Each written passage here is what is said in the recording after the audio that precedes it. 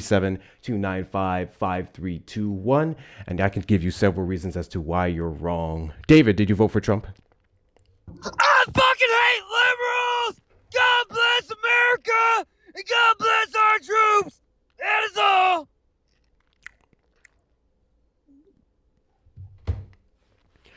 So anyways, great news today, guys. Great news coming straight out of E. Jean Carroll's mouth, out of E. Jean Carroll's cases. So those of you who do not know, Supreme Court affirmed that Donald Trump raped E. Jean Carroll very much when they decided not to take up his appeal. They didn't even bother to hear it.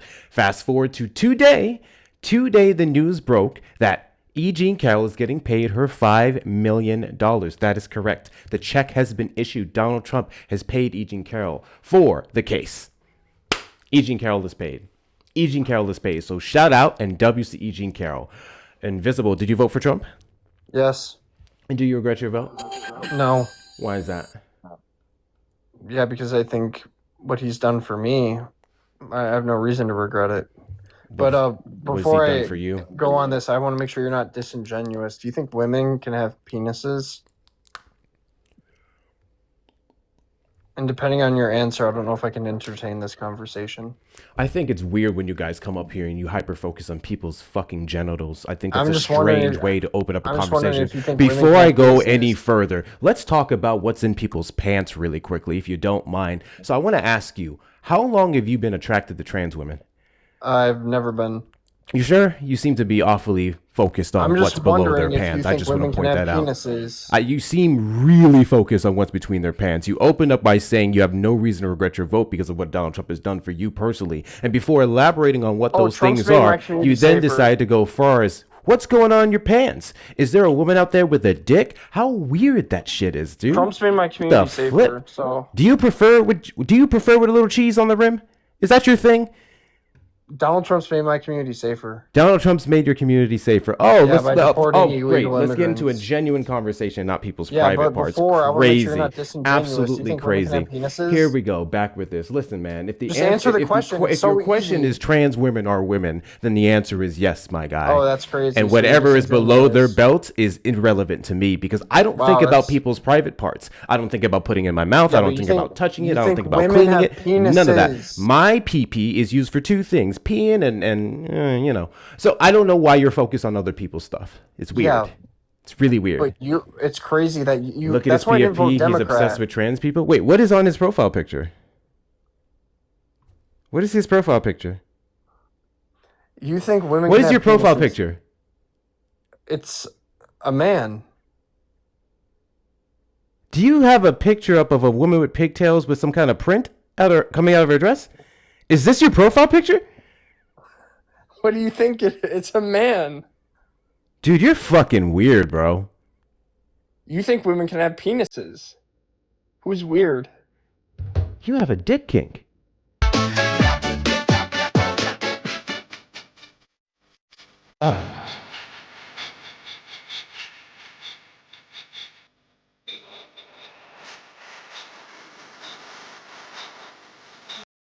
All right, let me go ahead and put this warning out. Do not send that gift. Do not send that gift. First time is going to be a warning. Anyone who sends that gift is going to get a block. Because I do not know why TikTok added that, and I got to find a way to turn off the settings. Thank you for your support. Please, by all means, send all the gifts that you want to, but don't send that gift. And if you want to support me, if anything, hit up the links in the bio. That shit's fucking annoying. That's going to hold up conversation after conversation. I fucking hate this app so much. If trans women are women, do you have a problem dating a woman with my guy? Why do you have pictures up of people's prints out of dresses? That's fucking weird. You're obsessed with dicks. I just want you to come out and say it. You're the one that noticed it, not me. You're the one who said as your profile picture. I'm pretty observant. Yeah, I noticed things. Better yet, the chat is the one who pointed it out, and I decided to take a look at it because you have an obsession with trans women. That doesn't affect me. And I'm assuming you have a preference for the ones with prints. And I'm telling you, go figure that shit out on your own time. It's fucking weird, bro. It's fucking weird. Oh my God. Yeah, you guys pointed that out. That's weird. That's weird. If you're grossed out by something like that, why would that be your profile picture that you go from panel to panel talking about it? That's weird. Thank you, Jordan, for the sloth. I appreciate you. Goodness gracious. Pro, did you vote for Trump? I'm not gonna lie, gang. I slapped the dog shit out of you. Okay, cool. I don't know why you're advocating for violence. And you got fucking yem on your face, nigga. What is Take that hat off, nigga. what is Your barber did what you is fucking disgusting, nigga. what is Take your fucking cap off, nigga. Take that shit off. what is yem? Show What is what yem? your barber did to you. What is happening? Show what your barber did My to guy, you. what is yem? What are you talking about? You said something about yem. What is yem? Yeah, you got a yam on your face. A yam? You got a yam. Yeah, you got a yam on your face, nigga. YAM? Yes, you got a yam nose on your face, Like nigga. like ass? Yes. No, yes. You got a yam. Oh, you got a flag for harassment and bullying. Wow, this is how we're starting off the night? Okay. All right. That was strange. Guys, continue to tap the screen. Let's get the likes up to 50K and beyond. Please make sure we're knocking out the 1 cent gift goals. Get us boosted on FYP. Share out the live with your friends and family as well. Repost and add to your story. And if you haven't sent your daily heartbeats, please make sure you're doing that as well. Scout, did you vote for Trump? Yeah, I did. How old are you? I'm like 17. Okay. Oh, yeah. This is going to be an odd live. I'm not breaking my rule after today, bro. Global Warmth, did you vote for Trump? Yes. Hey, do you think women can have penises? Oh my god, dude. If trans women are women, would you date a woman with a penis? That's a serious question. If trans women are... Dude, take your trans obsession somewhere else. What the fuck? Angel, did you vote for Trump? Indirectly. Angel, did you vote for Trump? Indirectly, yes. Indirectly? I voted for Jill Stein. Oh. Do you often like to get up on panels and profess how much of a moron you are with that statement? So this is the left, you're a moron because you disagree with somebody? No, you're a moron because you voted for an inconsequential candidate who didn't have a chance in hell of winning, which, to your own admittance, indirectly was supporting the fascist President Donald Trump. Well, I don't care. You're not the demographic of people I want to have a conversation with. I heard you over there on Bill's live. Bill entertains you fuckers. I don't. Hi, Miss Donna. Thank you for the gifts. I appreciate y'all. Continue to do all the good things. What's your username here? Jacob, did you vote for Trump?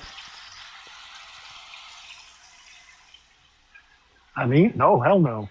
I accidentally clicked when I was trying to like. My bad, bro. Hell no. Got you. Cool beans. Appreciate you anyways.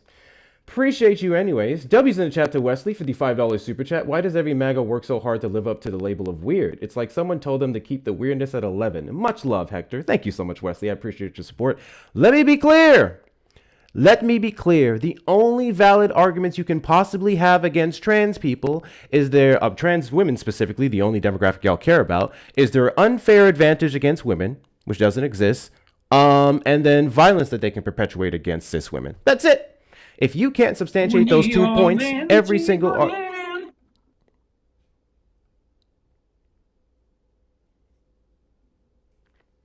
If you can't make those 2 arguments, then no one cares what you think about trans people. Yeah, I know. I saw it. I know. If you can't make those arguments against trans people, then you can't make any argument against trans people, because those are the only ones that matter. First off, if you go down the route of, I guess, violence against women, if that's such a concern, then we'd have much more restrictive laws against cis men, which commit the majority of violent crimes against women. Rape, domestic violence, so on and so forth. Secondly, when it comes to sports, if you want to talk about equality, or fairness in sports, let's talk about the gender pay gap that exists in women's sports. Let's start there, where anyone in the WNBA with the max they can make is maybe $200,000 base salary, and then you have individuals in the NBA who are making millions off the bat. You know, let's be a little consistent. That is something I think we can all get on a bandwagon for. You know what I'm saying? Just a thought. Notice they never talk about Nazis marching through our cities. Yeah. Well, it's one of those things where when you support Nazi rhetoric, you don't talk shit about Nazis. You know what I mean? Friendly reminder that all the groups that Donald Trump has a bunch of energy for, that he openly talks about and condemns, like Antifa, right? Not a single thing, not a single word he had for Patriot Front. Don't you guys find that fascinating? Not a single comment about Patriot Front and what they did on America's 250th birthday. I find that fascinating. I find that to be super duper fascinating. Trump supporters request up in the box you with the demographic of people I'd like to have a conversation with. If you're over on the tube side, you can call the number on screen, 737-295-5321. If you are a Trump supporter who regrets their vote, this live is a place for you to come up here and express all the reasons that you decided to get up off the MAGA plantation. Or if you are a Trump supporter who does not regret your vote, you think he's doing an exceptional job, you think there's something I'm missing, you may call in a request up as well. I'll give you several reasons as to why you're wrong. Let's start with reason number one, or at least the big one I'm going to lead off with heavily today. The Trump administration, who ran off of election integrity and claims that they want to do everything in their power to secure said elections, is the administration that perpetuates the majority of those violations, right? Do I need to get started on finding me 11,000 votes? Canceling all rules and regulations, those found in the Constitution, because you got your back blown out by 8 million votes in 2020? Do we need to talk about the recent actions with the EAC, the Election Assistance Commission? You know, that group. In fact, let's talk about that for a bit. Let's talk about that for a bit, because I find this to be super duper fascinating. It's bipartisan first and foremost, which is why this actually may face some legal challenges in court. Because it's bipartisan, he's in the executive branch, but it may need more power to be able to just do that, because you're literally shitting on Republicans and Democrats. You can't have more than two. There's four. It's a maximum of four. You can't have more than 2 Republicans and 2 Democrats on this commission. And they've faced all kinds of issues and shortages and filling up the last spot up until, I think, 2019, which is when Donald Trump actually nominated the last guy, a Democrat, onto the Election Assistance Commission. Now, mind you, the super funny thing about how the firings went is at the beginning of this year, we had 4 people on the board. One of them left early January, February to go on to the Heritage Foundation. You know, Project 2025. He went and worked with them. This is me speculating now. I think he went over there. I think he made up a couple suggestions. I think it went down to Trump's ear, and then Trump decided to fire the rest of them for many other reasons as well, I'm sure. But anyway, there's 3 people left. 2 Democrats, 1 Republican. Donald Trump fired the 2 Democrats. The Democrats got a letter of termination. You're gone. Done. Bye. Get out of here. The Republican, what's her name? Let me get her name for you really quickly. The Republican was given the option to resign. That is correct. Let me put this picture up for y'all. The Republican was given the option to resign, and then the Democrats got fired. That sounds like weaponization of the government, don't you think? Don't you think that sounds like political weaponization? Let me put this up here. These are the commissioners right here. So from left to right, first one's a Democrat, black guy's a Democrat. Let me make sure I get their names here for you guys. Thomas Hicks is the black guy. That's the Democrat. Republican, Christy McCormick. That's the second one in the photo. The third, this is Donald Trump's nomination in 2019. That's Benjamin Hovland, the Democrat. And then the final one, Donald Palmer on the far right. Donald Palmer, who is now working with the Heritage Foundation. The Democrats, he got him up out the paint. He said, no, no, you don't get to resign. Fuck you. And then the Republican was able to. I hope they sue. Sincerely, I hope they sue. And I hope they win. So with all the things that they did, which is testing our voting machines to ensure that they are secure, the reasons why we have secure voting machines is because of them. We can also talk about the fact that they would issue federal grants out to states to update their voter processes, right? So on and so forth. All the things that they did to make sure the United States continues to have some of the most secure elections in the world. Do you think women can have penises? It's really weird. It's absolutely weird that the Trump administration would fire them. Do you think women can have penises? Not to mention now the additional picks are now going to have to be chosen by Trump, right? Obviously, that's how all presidents put up their nominations and then their, by Congress, or the Senate, specifically Senate confirmations. But now he gets to pick them, and he controls the Senate.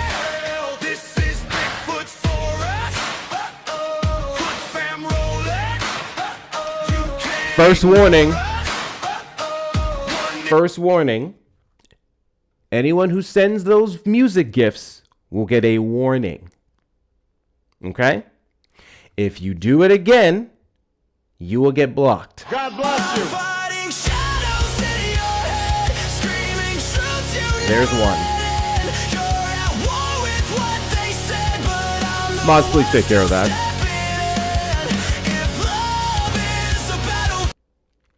This is one of the dumbest fucking things TikTok has ever done, bro. One of the dumbest fucking things TikTok has ever done. And I'll be damned if this shit gets my YouTube flagged.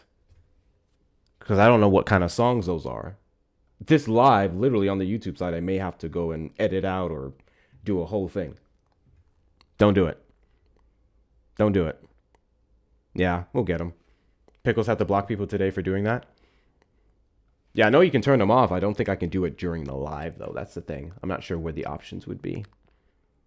I don't think that's something I'd be able to access while I'm live. That's the issue. We'll figure it out. Cross that bridge when we get to it. W's in the chat to Daniel for the $4 Venmo. The guest with the dress PFP. He's either obsessed with visible prints and clothing like that, or that he's jealous and upset that it's bigger than his. Is that what it is? Is that what it is? Did he look at that print? He said, God damn it, that got about 4 more inches on it. I don't appreciate that. Oh, that's wild. Trump supporters request up in the box. You're the demographic of people I'd like to have a conversation with. If you're over on the tube side, you can call the number on screen, 737-295-5321. Aiden, did you vote for Trump?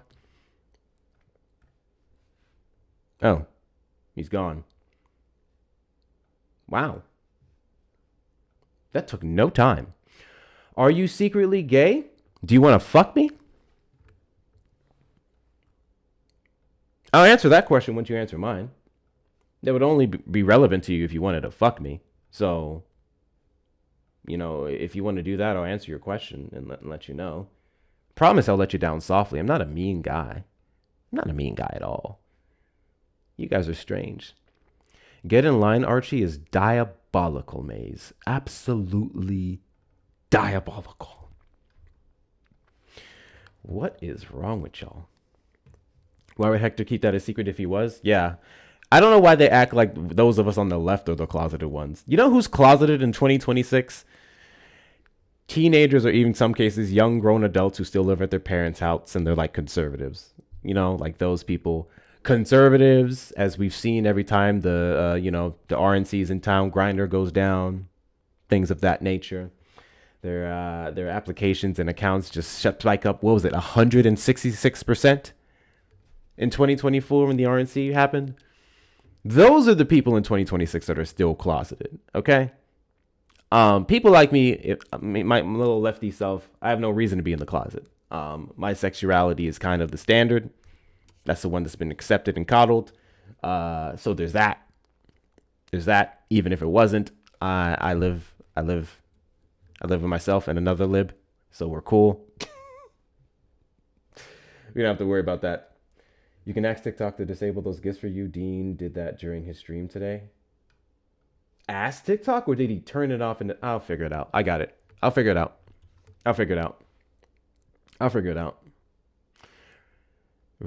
Yeah, it wouldn't surprise me if they were bottoms. I'm not gonna lie.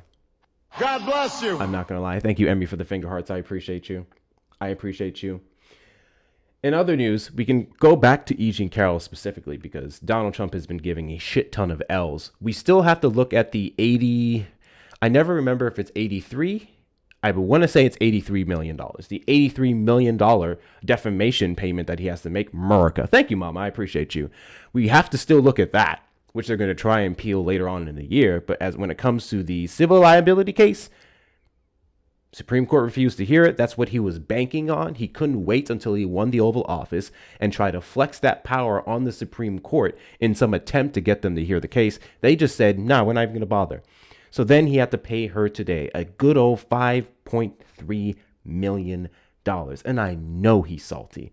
So with that being said, if Donald Trump's payment affirms that he raped her, if the Supreme Court affirmed that he raped her, if the judge who oversaw the case, the jury of his peers, and everyone else affirmed that Donald Trump very much raped her, then why are you, as a Trump supporter, still denying it? Why are you still supporting rapist? Does that sound healthy? Some of you guys are right next to your wives, your partners, your girlfriends. You have daughters, sisters, grandmothers, and you support a person who, if he wanted to, would grab him by the ussy and he wouldn't even wait, and then blame them if they wanted it, because according to him, when you're a star, they let you do it. I think that's gross. I think we will make this country better when we start to give a flying fuck about women, when we start to give a flying fuck about what the average experience is like for one of them who walk down the street and look at a man, no matter how little they're clothed or how much they're clothed, because not sit here and act like fucking nuns don't get assaulted too. When a man wants what he wants, the only thing that stops him, well, it's very little, unfortunately.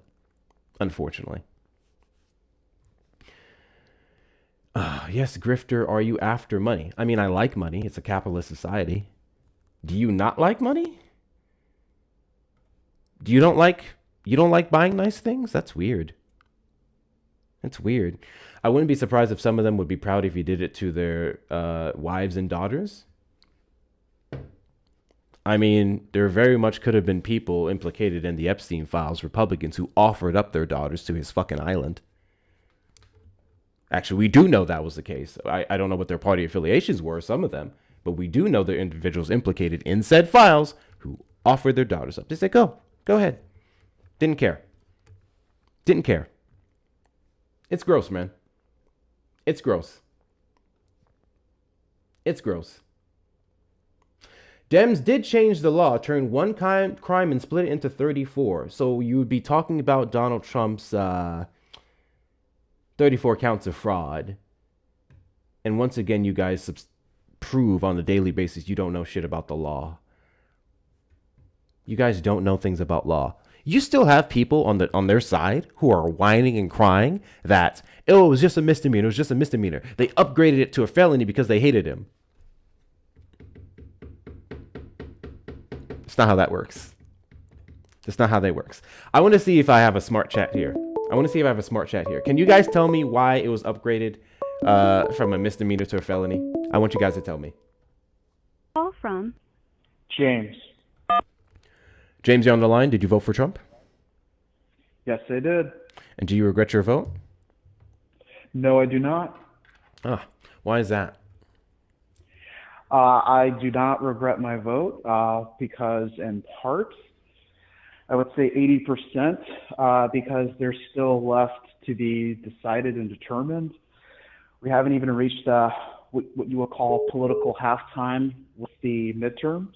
Oh, I heard a beep. Are we still on the line? Yeah. Okay. I'm sorry. I just heard a beep. I thought something happened. Yeah.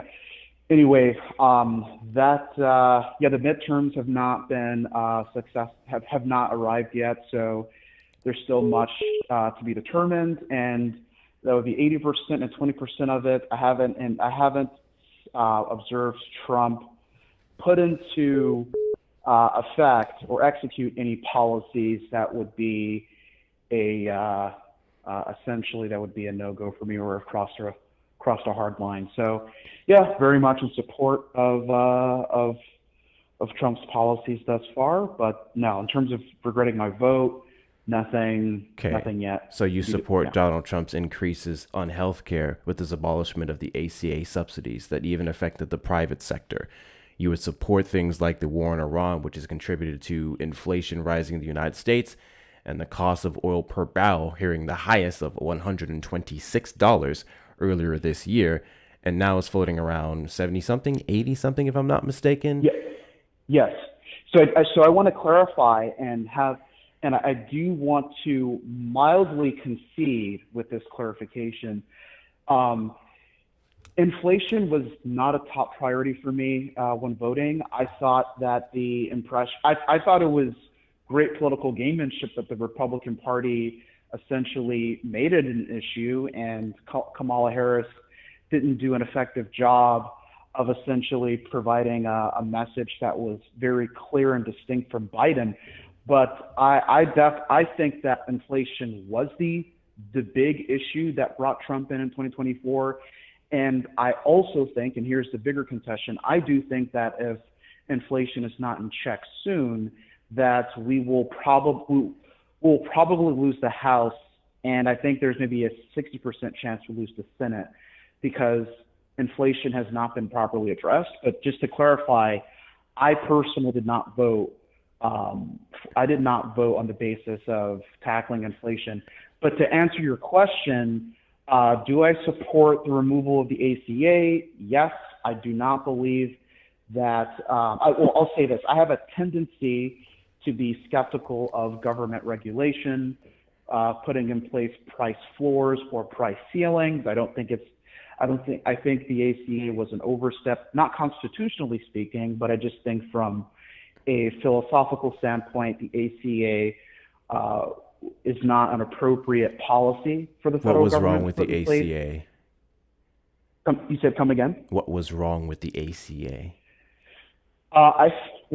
In particular, so there are a couple of things that are wrong with the ACA. Cool. Get specific. I don't think that the government should be involved in determining who gets coverage. I think that that's something that should be settled by the marketplace. Not only that, I think that the government didn't just willy-nilly necessarily decide who gets coverage. They're subsidizing of healthcare is one of the reasons why before the ACA, we saw before the ACA that health companies can turn you down because of pre-existing conditions, and then you were forced to go to the market and then pay egregious prices because of some unfortunate health circumstance that fell upon you. The ACA meant to help with that, and then it also led to the expansion of Black Americans' healthcare access by over 3 million. I think all of those things were fantastic.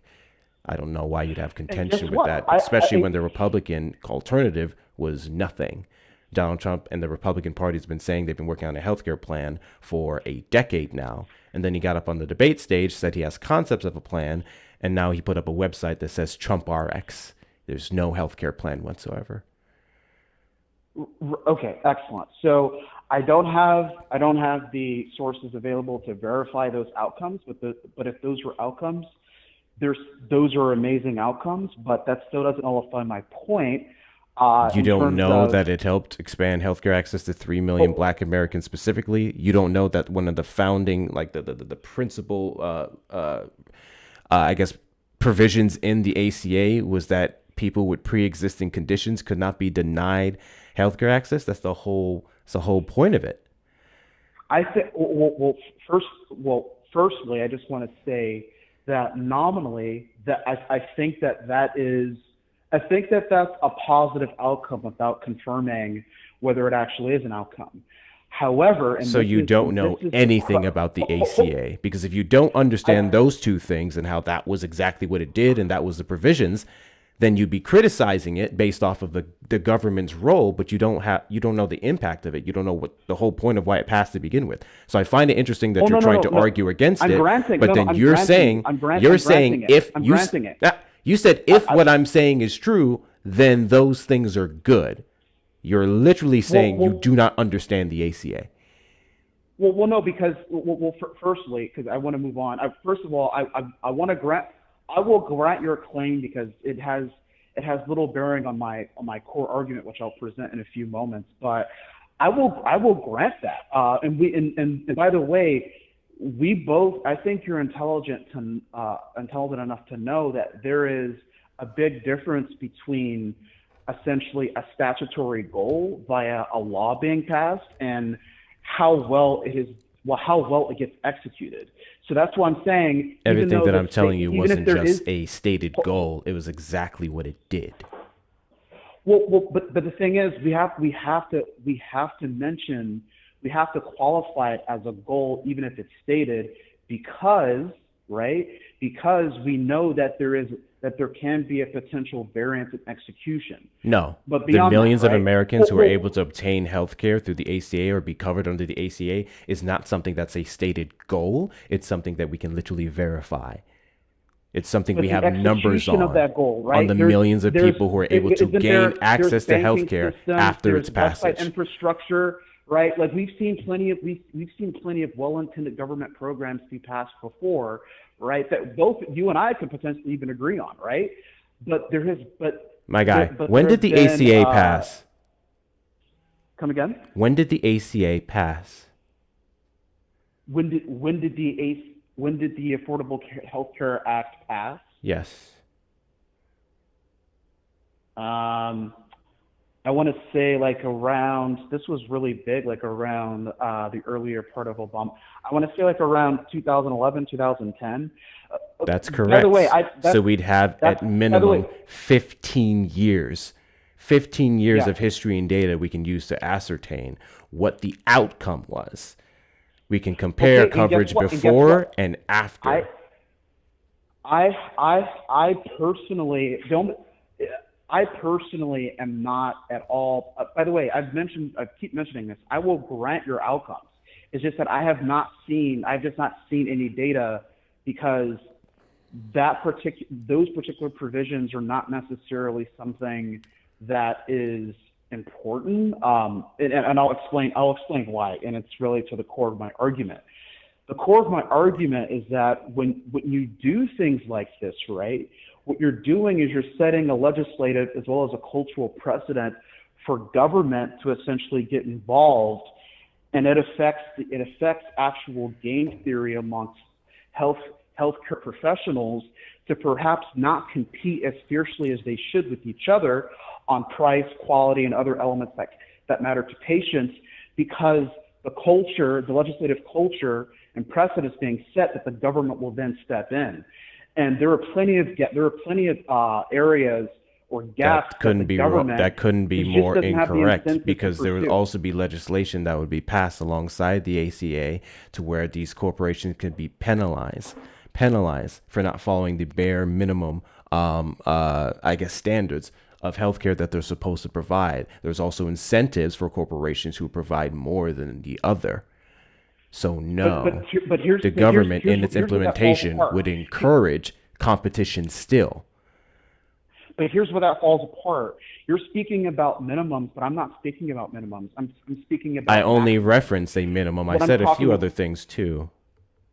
So here's the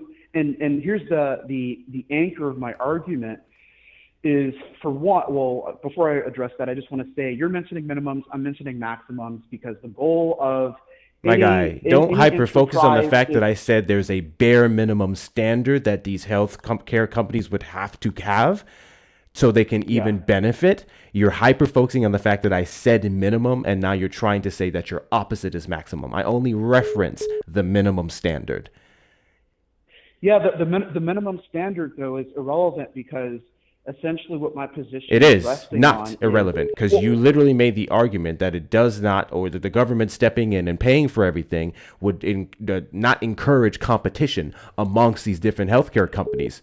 That's what you said. Oh, no. This is on the margins. No. There will always be some element of competition. Even like in a communist country, there's going to be competition amongst like one black market supplier versus another. You will, as long as you have humans and you have people who have specialties, you will always have competition, right? That's not my argument. My argument is based on, depending on the semantics, optimize or maximize competition. But we haven't had the opportunity to do that yet, because health insurance and healthcare overall is still very much a market that is regulated on a state-by-state level. The argument that I'm making, and this is the anchor of my argument, is as opposed to having the heavy-handed, clumsy hands of government try to decide what's best for people, let's exhaust all of the private market solutions first by allowing healthcare providers to compete across state lines. So if we try that, let's just say, the market becomes a national market. People, Joe Blow, who's in Idaho, could compete with some insurer who's in New York. It approaches as much as possible. W's in the chat to Kieran for the $5 PayPal. When a government does not have a vested interest in the populace's health, the profit lies in keeping them sick. The ACA was beneficial and necessary. We need a universal healthcare option so our sickness doesn't make profit. 6,000% Kieran. W's in the chat to you. W's in the chat to you. Guys, best way to support the platform is going to be with the links in the bio. If you'd like to donate, it's Cash App, PayPal, Venmo. Link in the description of the live stream over on the YouTube side. YouTube, please make sure you're hitting the like button on the stream as well. Subscribe, turn on notification bells, and if you want to support the platform, super chat, super sticker, or consider becoming a member.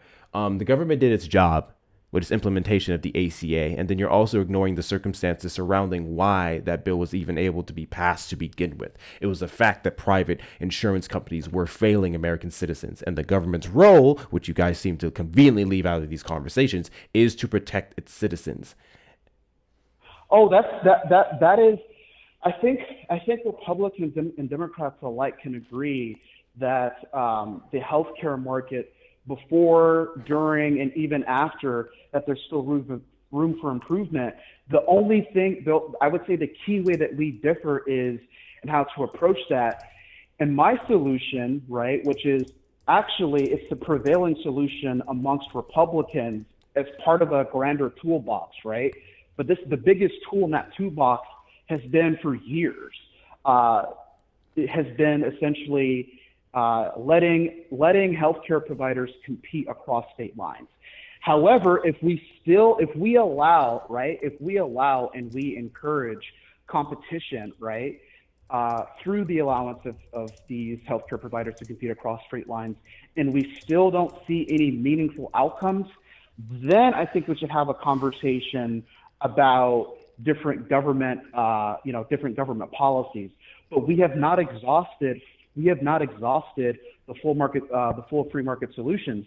And in terms of, for example, one of the reasons why it's harder for people with pre-existing conditions to access care is because I'm curious as to why you believe that health insurance companies can't compete across state lines.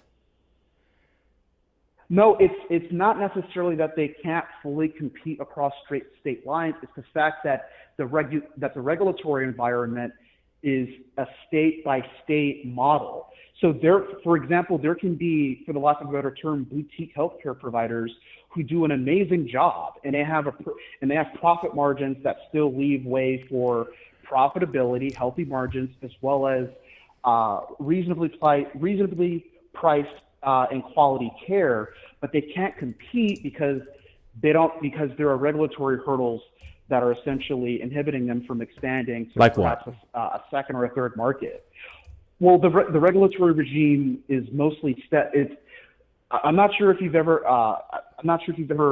been a part of like the actual business of insurance. Nope, I just want you to tell me. I'm a CPA, by the way. I just want to know what regulation stops healthcare, I guess, across state lines from being able to compete with each other. That's what I want to know.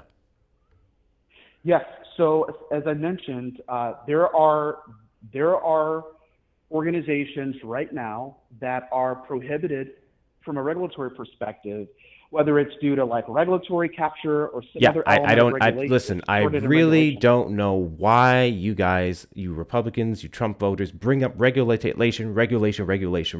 You always complaining about regulations. I asked one simple question. How does this regulation negatively impact you? What regulations stop these things from happening? And then we always fall back to the same filibuster, blah, blah, blah. If there's a regulation that you are saying is stopping them from competing fairly, I need to know what that regulation is and if there's a justification for the existence of that regulation. Well, for one, so as I was mentioning, I'm a CPA, and I've actually been a part of the insurance industry from an accounting perspective, not an operations. So no one come assassinate me. I didn't make the decisions. I just counted the beans. So your job role or your certifications isn't the regulation that I asked for, or you can just say you don't know. No, I'm giving. So let me get to my point. So my point is, it's actually the McCarran-Ferguson Act in 1945. This is why whenever you try to essentially get registered to sell insurance, which I've tried before personally, for the reasons that I mentioned earlier, just mostly as a knowledge badge. But you can't get a license to sell insurance at a bare minimum if at the national level it has to be a state by state process. So if you're a company, you can register to sell insurance state by state, and then you can get a whatchamacallit. Some states have there's a term for it. where you can some states work with each other to where if you practice in this state or you sell in this state, you can also sell to another state. If you have an issue with that, would you be more so for the federalization of it instead of allowing the states to make that decision? Reciprocal, thank you. The only time that I am in favor of quote unquote federal policy being at odds with the state policy. I don't want to say only. I want to say I have the tendency, right, if that ever happens, is if it actually encourages competition, which by definition, right, if you encourage competition, you will see prices fall because capitalism is dog eat dog. And that's why I don't know, someone had a super chat saying that the system is meant, they want you to stay sick and blah, blah, blah. Like, that's conspiracy theory. W's in the chat to Neo for the $10 super chat. The invisible hand is a satisficing algorithm. I want you to shush. The invisible hand is a satisficing algorithm, not an optimizing one. It doesn't maximize efficiency. You just have to be slightly less terrible than the next guy to survive. That is true. That is true. Well, W's in the chat to you. W's in the chat to you. True. That is true. However, I want to address the underlying assumption, right? I don't care about what you believe on the assumption. I've asked for one thing. It's been 5 minutes. And that thing is, what regulatory barriers stop competition, particularly in regards to the ACA? So are you familiar with the term or the concept regulatory capture? No. Regulatory capture, well, you should know this. I just asked for regulation. That's it. A regulation, not your concepts and beliefs on what regulations do. I gave you the law. I gave you the law. The 1940 something law. The McCarran-Ferguson Act. Yes, that is okay. Is the law that allowed states to regulate their own health care versus the federal branch. Right, and guess what? If there are not, is that a bad regulation? Wouldn't that encourage competition by allowing each and every single state to do their own thing versus having one federal standard? Potentially, which is why I said the only reason why I would be in favor of a national regime is if it actually encouraged competition by taking down those regulations. So let's just say, I don't know which state has the least regulations, but let's just say Texas. Right? And let's just say out of a scale of 1 to 100, there are 22. If the federal government's regulatory regime is a 21 or lower, then I would be in favor of that, right? There are many laws like this.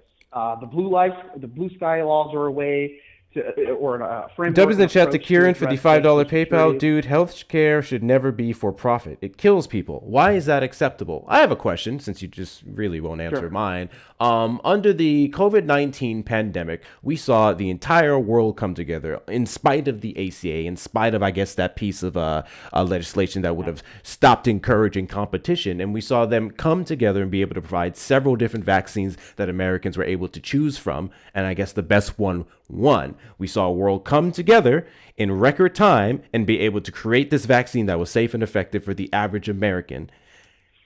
So it sounds like that is one huge example, because it was a worldwide pandemic, of the ACA doing absolutely nothing to stop exactly what we did to counteract the effects of the virus and be one of the fastest recovering nations. So that's not my argument. My argument against your argument is literally that you have an issue with the government getting involved in things like healthcare because it does not encourage competition, and the regulatory framework can be burdensome. I ask you to give me a regulation. You have been unable to do so. I then responded with an example that shows I am aware what the law is. Again, you didn't substantiate how the 1940 something act stopped competition or reduced competition. Well, the Securities Acts of the 1930s are still in place today, and they also God bless you. Thank you, Nina. Just because the law has been in place for a long time, God bless you. It doesn't mean it lacks utility. But yeah, I want to address your claim about the about the ACA somehow not stopping like the COVID vaccines. The ACA is not necessarily my argument is not that the ACA universally prohibits competition in the private sector. My argument is more so on a general grounds that there is a tendency for government regulation. Dude, I don't give a fuck about whatever your tendency belief is. You mentioned that you had an issue with the ACA, so you now trying to make this a broader example of your issues with regulations overall, or the government subsidizing certain programs, is irrelevant to the conversation. You cited the ACA and the government's role in healthcare being a problem. So I need you to substantiate what that problem is with the ACA. I already gave you the conclusion. I already gave you my answer about the ACA. You didn't. You gave me opinions and positions and beliefs of what you think it does versus its actual impact. Remember, you couldn't tell me what the actual impact is, because when I brought up some of the conclusions, or when I brought up some of the findings or results of the ACA's passage back in 2011, you said, oh, well, if that's true, then that sounds good. You didn't even know it yourself. So it sounds like you're arguing against something that you don't understand. I'll remind you again, essentially what my problem was as relates to the ACA. The ACA is simply an entire haystack of essentially transforming the culture of the United States to transforming the culture, embrace bro. And what the government. Fuck are we doing? It's for government. Culture. What culture is it transforming? Is it now actually making the government, ensuring that the government does its job in protecting Americans, so that when these corporations that are allowed to lobby against legislation that specifically helps Americans, when they're allowed to lobby against things that are meant to overwhelmingly benefit the majority of people in the United States, the federal government can step in and stop it. The federal government can be a response to the fucking gross amounts of power that private institutions have over things that save people's lives. That's not the problem, right? The problem is not that the government can do things well. The problem is that the government can also do things horribly. Everything can do something horribly. Private companies, government. Yeah, that's what happens. Government is a system. The system is ran by people that we elect, people who appoint. And if those people bad and those people don't do their part, we can have gross amounts of corruption. No shit, Sherlock. Welcome to life. That's how things work. Exactly. That's how everything works. Here's the key detail. So then you probably shouldn't vote for people who are going to weaken those processes and enable said misconduct. Or malpractice, I should say. That's probably what you should do. We are the ones who are responsible for ensuring that government works for us by who we vote and who we elect and what they do. And then also our petitions, our advocacy, our grassroots funding for individuals and candidates and organizations that fight back against lobbyists. That's our job.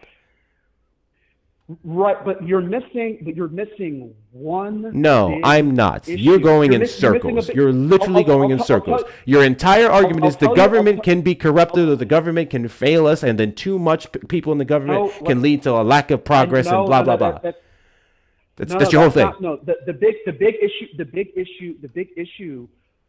Again, right? Even you mentioned that the government's supposed to do good, blah blah blah, right? The reason why it is ultimately problematic for the government to get involved, not as a pure and unbiased referee of free market competition, right? But to get in as a player is because the government is a monopoly. There is no competition. There is no competition with the federal government besides other national governments. But when you have private market competitors who are in a dog-eat-dog world, they have to compete to provide the best care at the most fair prices. But the government is basically a corporation in the limit. They are basically a corporation in essence without any competition. So that's why I say I'm not necessarily opposed to the government doing things to protect its citizens, but it has to come after we've exhausted all free market W's in the chat to resources- Phil for the $2 Venmo. We have exhausted the full free market solution for healthcare. However, capitalists forget most healthcare development is paid for by U.S. grants, and then they charge U.S. citizens 2 to 20 times more than other countries for the same things. It's exploiting citizens. These free market capitalist red hats don't understand that it doesn't. I'm going over two Venmos. Thank you so much, Phil. That it doesn't actually drive innovation and the best outcomes for citizens. It can be a byproduct, but free market's sole goal is to reduce marginal product of labor to increase profit. This benefits C? I think you meant capitalist. W's in chat to you, Phil. W's in chat to Neely for the $5.55 Venmo. Oddly specific, V. Neely. Caller is going to trust the health insurance industry again? No more. While we wait for universal health care, people lose 6,000%. W's in chat to you. W's in the chat to Jelly for the $2 Venmo to cut the red tape coming out of caller's mouth. Oh, not deregulating the caller's mouth. That's wild. W's in the chat to you. Kieran, I think I read these two. Yes, I did. I think I went over this one for Daniel. W's in chat to Kieran once again for the $2 PayPal. How is the for-profit system specifically beneficial? He said a lot about how regulations don't work, but I want to know why he thinks for-profit does work. It's that it encourages competition. That's the whole point. Excellent question. That's the whole point. So I actually want to address that point. So, for one, there are particular regulations, right, that are put in place that actually stop. I would love for there to be a true global market for domestic U.S. Citizens and healthcare patients as well.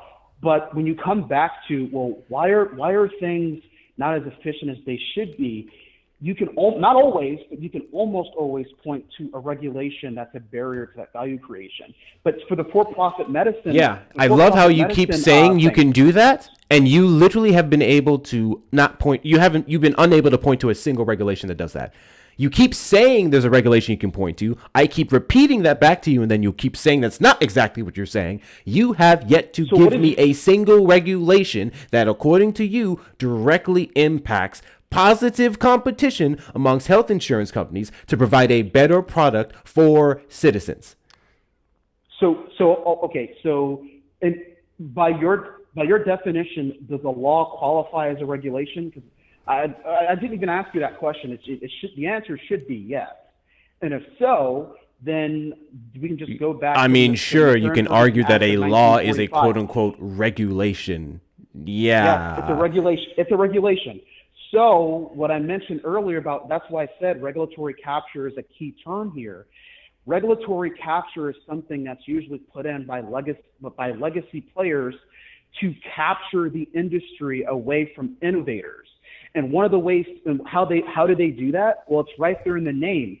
They do that by essentially lobbying for additional regulations from which middle-sized and smaller-sized competitors have challenges competing, who are what? Usually those who are innovating the most in medicine. If you cool. Look at, give me an example of how the ACA negatively impacted in innovating, I guess, healthcare company, whether it's medicine, vaccines, so on and so forth. Now, what do you mean it's a different law? I will address that. You said a law is a regulation, and the ACA would be a negative regulation according to you. So what do you mean? But not all. First of all, there's nuance here. There's millions of medicines. There's tens, if not hundreds, types of medical insurance. We have to address this on a regulation by function basis. If you're talking about purely about competition restrictions through regulatory capture, the McCarran-Ferguson Act is one of those barriers. How? Now, if you want to talk about what's wrong with the ACA, I've already mentioned, which was your entire point. We opened up with talking about the ACA. No, you did. I didn't bring up I don't think I brought up the ACA. You mentioned the ACA, and you can play this. Well, I'm saying the contention. You said is that I'm not a fan of the ACA. You said that. The contention. I brought up one of the my guy. I brought up the negatives of the Trump administration's policies, specifically their gutting of the ACA subsidies, which has led to an increase in premiums for Americans, including in the private sector. You said, well, I don't care much about, I don't like the ACA. I have a negative feeling about the government being involved in that. The contention was you responded with a contention to my point, my negative about the Trump administration's policies. That's how we got here, my guy. And then I've been asking you this entire time to explain to me what your issues has been specifically with the ACA, and you just keep falling back on this blanket, broad, regulatory capture bullshit. You have not been able to get very specific on any negatives of the regulatory frameworks that we have for healthcare companies, for the thing that you say is fighting innovation. You've been unable to substantiate that. Firstly, guys, double tap the screen. Let's get the likes up to 150K and beyond. Show the algorithm to be here, please. So first of all, the regulatory capture. So there, based on this discussion so far, there have been two arguments: argument A, argument B. Argument B is about regulatory capture, and I've explained to you the McCarran-Ferguson Act that relates to that. Point A is not necessary. What does the McCarran-Ferguson Act do? What does the McCarran-Ferguson Act do? It basically puts in place. It basically disallows the federal government from putting in place a national regulatory infrastructure, and as a consequence, which according to you would be a good thing, have to come up with their own. Come again? Which according to you would be a good thing. No, I think that when the federal government comes in and they put in a regulatory framework that is less regulatory. Remember that example? If Texas was a 22 out of 100 in terms of regulatory burdens, if the government comes in and puts in place a 21 or below, then that would be an example where I would actually be in favor of government policy as it relates to the federal government, because it's actually increasing competition. However, you can do everything that you want. You can put in place subsidies. So then, by your if you believe that, I guess basically as it sits right now, because of the Ferguson Act, that certain states were able to better regulate all these different industries and encourage competition versus the other ones, then you'd be more likely or more in favor of the state's ability to do so versus the federal government's broad blanket rule that would stop those states from doing so. It would be less control. Only contingent upon the fact that the federal government's regulatory platform would actually be lower on the spectrum of regulation to pure market capitalism. So if you're thinking about like basically, so like if the regulatory level is 22, right? Oh.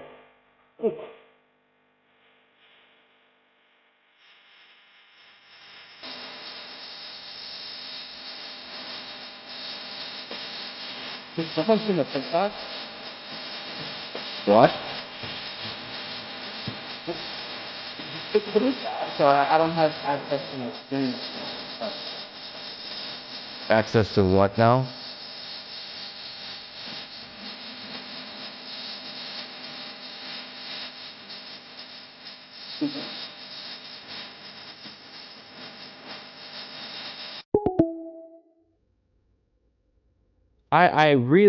You want to talk about word salads? You want to talk about word salads?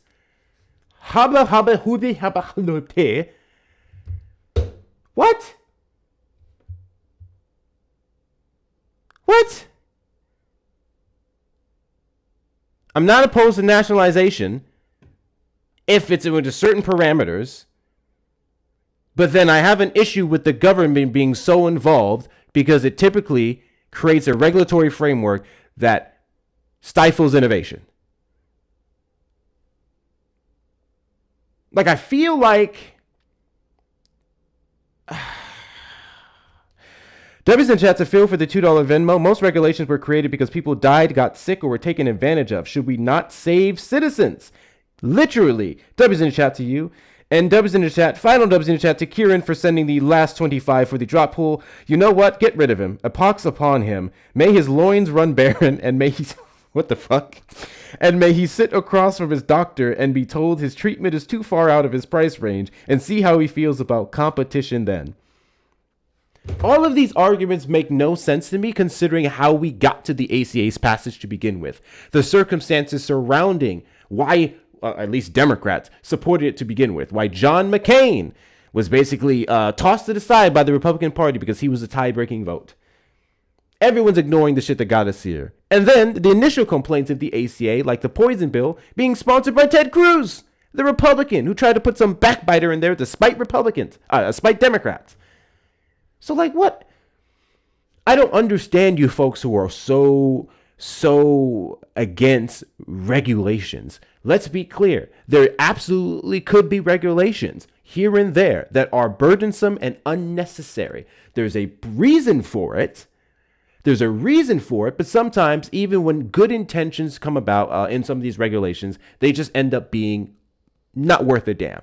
We can have a real conversation about those regulations. But the problem is every single time I ask a Republican who cries about it, what is your issue? What regulation can you give me that you think is burdensome, that you think is unnecessary, that's an additional step? I get nothing.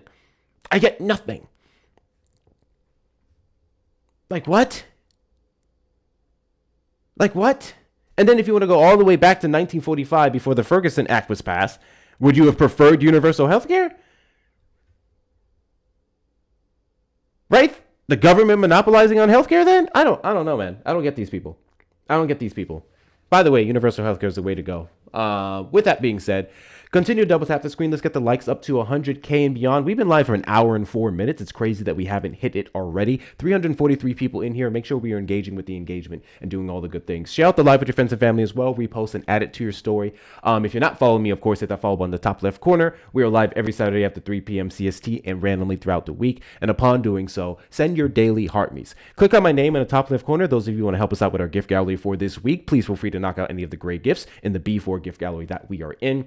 Let's knock out some of these finger hearts here. There's about 98 more of those to go, so please make sure we're pushing those forward as well. And then finally, the best way to support the platform is going to be hitting up those links in the bio. Cash App, PayPal, and Venmo available. Hector Talks with 2 R's and Cash App and Venmo. PayPal, Hector Pal with 2 O's and 2 R's. And if you're over on the Tube side, you may send a super chat, super sticker, or consider becoming a member. Trump supporters request up in the box here the demographic of people I'd like to have a conversation with. If you're over on the Tube side, you can call the number on screen, 737-295-5321. I also want to go back to when he said that inflation was not on his, to-do list.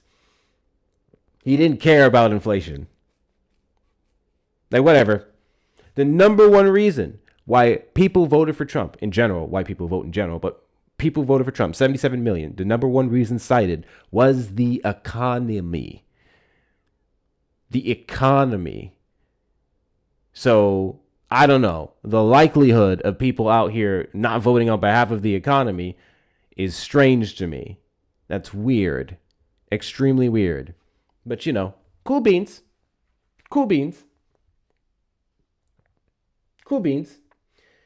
Claimed that this created a framework that limited. Yeah, well, I was literally looking at it. I don't know how it limited it when it allowed every single state to do what the fuck they wanted to do. How did you limit it if you allowed the states to do everything they wanted to do? It's up to the state. That's not limitation. That's open season. Hell, I may be against the Ferguson Act. Like, what? I don't know. That didn't track to me, bro. That didn't track to me at all. Oh, here's this guy. Only dumb people want universal health care. Says people who don't know what universal health care does, what its impact would be, how it would actually reduce the cost of the average premium. What are we talking about? I want everyone to be able to access health care. I think it should be a special privilege that is afforded to Americans. Wouldn't that be nice?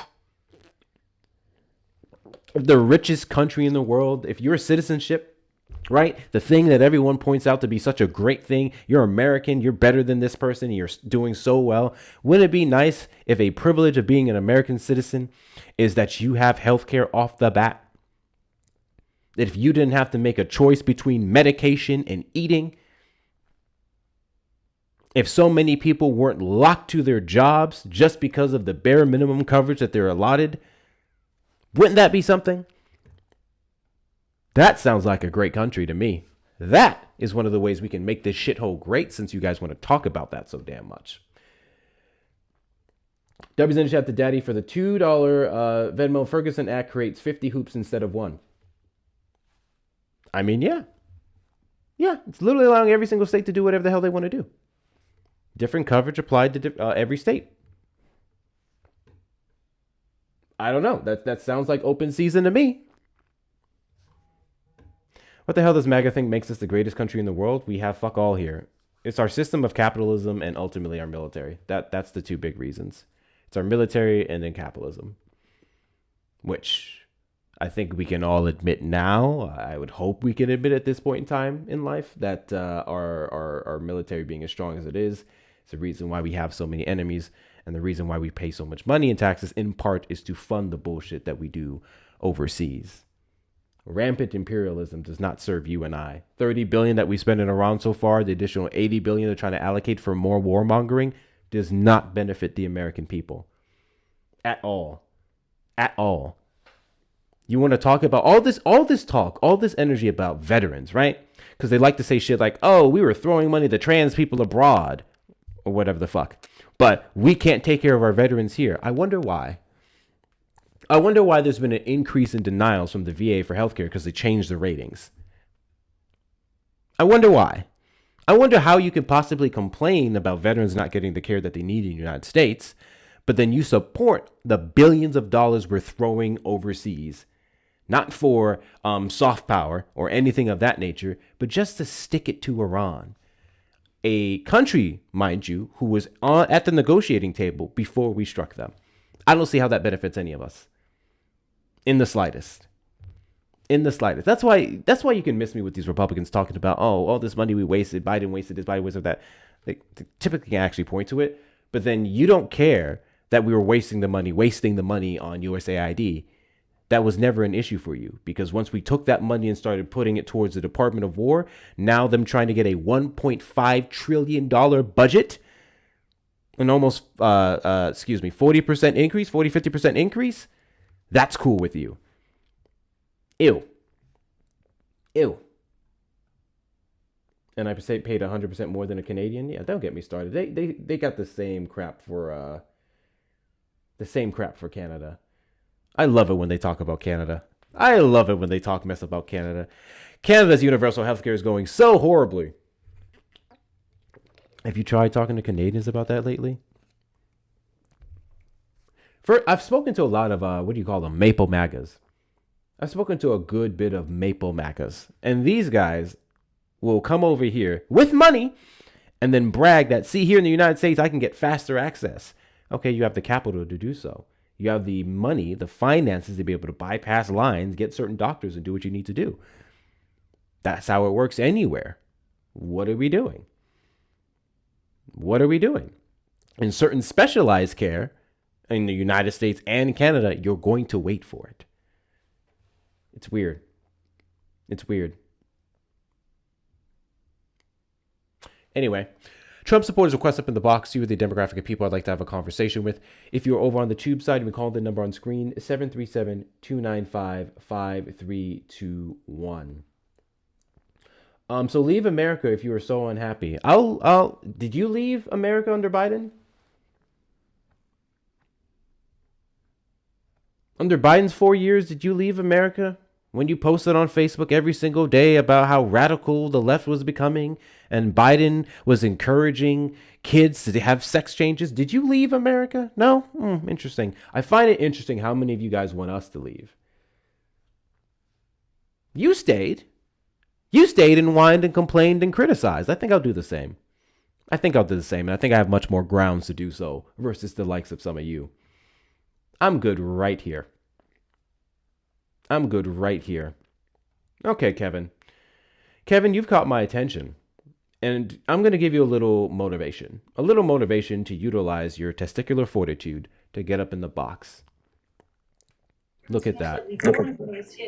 You know what's funny about you guys who talk about how Kamala Harris wasn't educated enough, politically educated enough to be the president?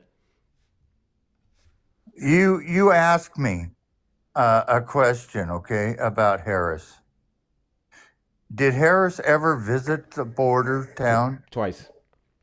No, she did not. She did. She visited towns that were close to the border. She visited the She border never twice. once. She lied to the American people. She visited the border twice. And it's been documented. Yes, man. it absolutely has been been documented. I don't know where you've been, If you but would she's look been to at the your border damn twice. history, it's been Yeah, I did. documented That's why I know she that was there she twice. Never. That Yeah. she never. Hey, do you have a border secondary town. device that you can use to look up information? Well, yeah. Okay, here we go. Do you have a secondary device that you can use to look up information?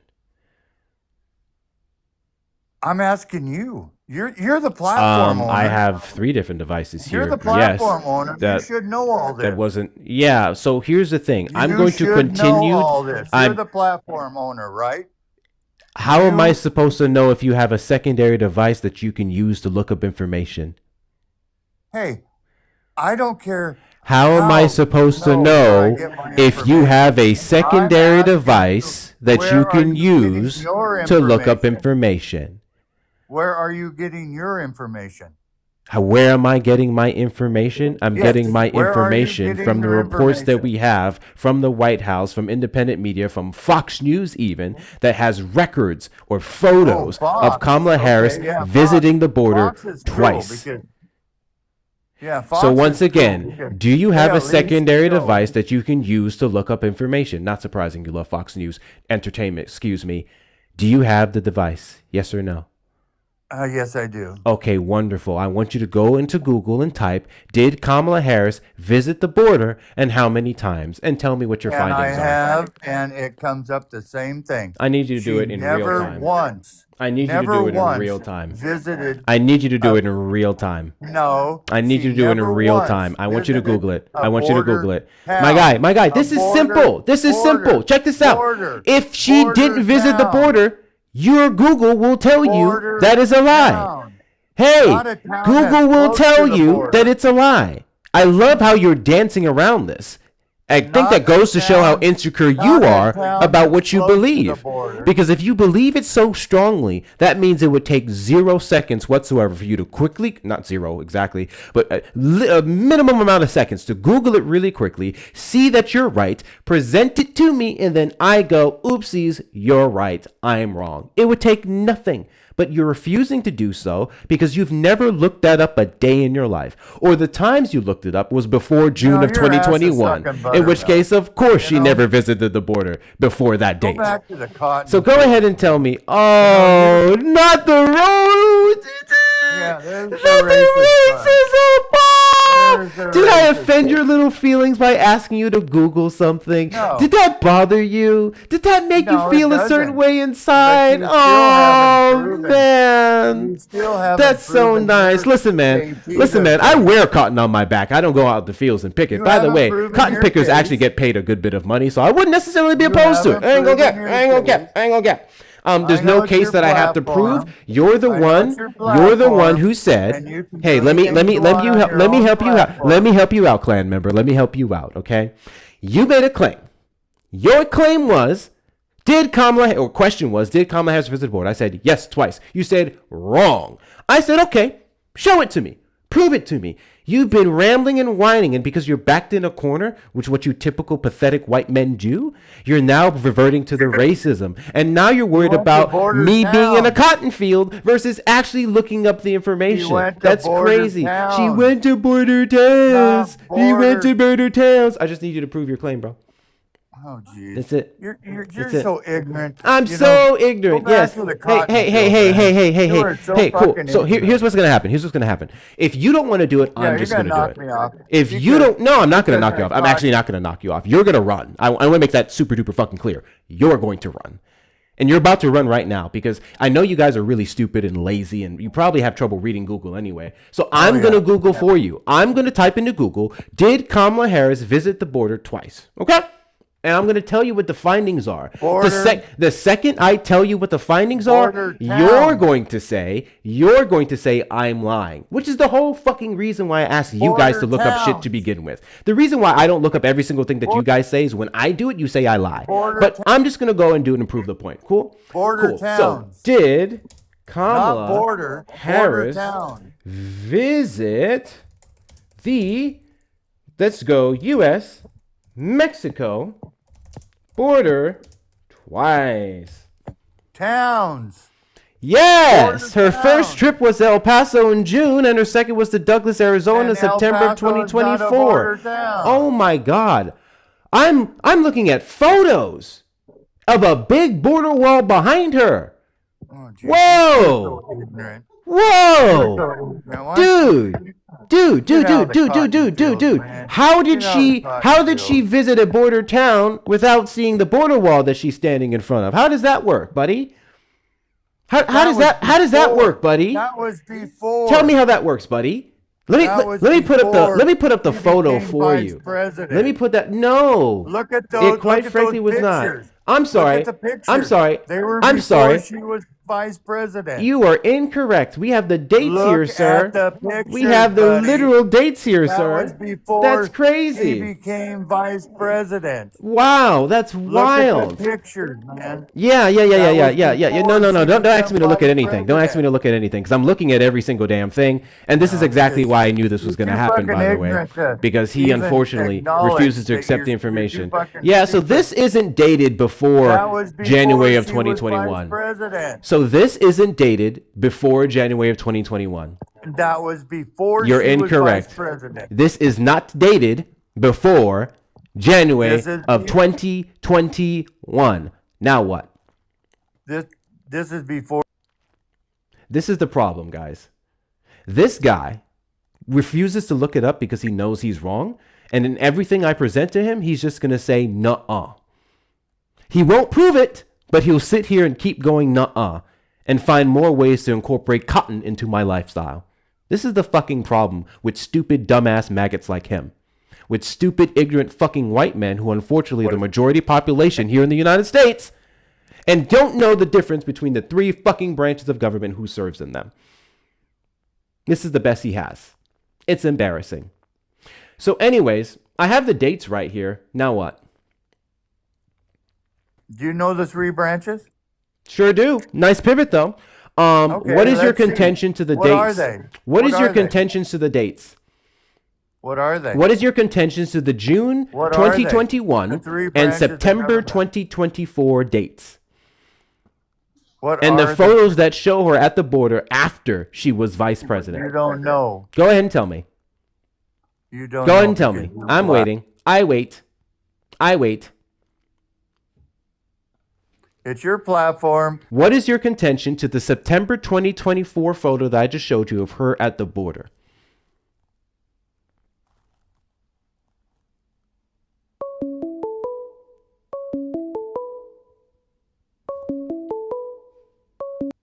Call from Randy. Whatever your name is, you're on the line. Hold for a moment. You got something for me?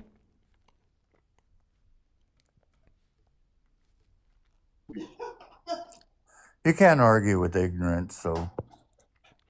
I think your idiot brain is getting fucked by stupid. And I'd offer you lube, but you call it woke. Yeah, and Caller, you're on the line. Did you vote for Trump? Yes, I did. And do you regret your vote? Yes, I do. Why is that? Trump has destroyed America from the inside out.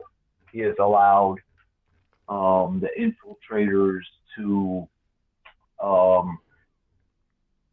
get seats of power and position beyond the ones they had before he was in office. Have I spoken to you before? Yeah, a couple times. Cool. I don't need you to call in every single day and tell me the same reason why you already told me you regret your vote. I know what he did. Trust me. I and my side of the aisle, we know what he did. We know what he destroyed. We know what he's about. I appreciate you. I do not try to make a habit out of talking to the same people again and again and again and again and again. I don't like doing that. Trump supporters, of course, up in the box. You're the demographic of people I'd like to have a conversation with. If you're over on the tube side, you may call the number on screen, 737-295-5321. But I want to go back to that last guest and show the example with the perfect example of what's wrong with these fucking people. They literally refuse, when presented with new information that they claim they knew but never did to begin with. They literally refuse to accept it. I have the dates here. I remember the rally. She literally hosted a rally at the border. It was behind her. She was up on the pulpit. I have the video here. I have played it a few times. We played it yesterday of her at the southern border. We have the pictures and photos from when she visited in June at the southern border of 2021. Twice she went. I remember this because they criticized the hell out of her for going, which, by the way, can we talk about how stupid that is? How stupid it is to base someone's ability off of whether they visited a border or not? Fucking moronic. Doesn't make any sense. But we have the evidence, and they'll say it was a border town. Whole barbed wire wall behind her, they'll say it was a border town. Voicemail, press 2. Caller on the line, did you vote for Trump? Yep. And do you regret your vote? Somewhat.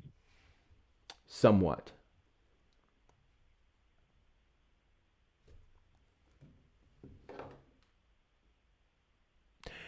If you could vote in the 2024 election again, and your options were Kamala Harris and Donald Trump, who would you vote for?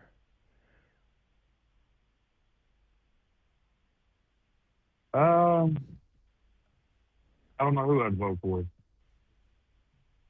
So you don't regret your vote. What do you support about the Trump administration?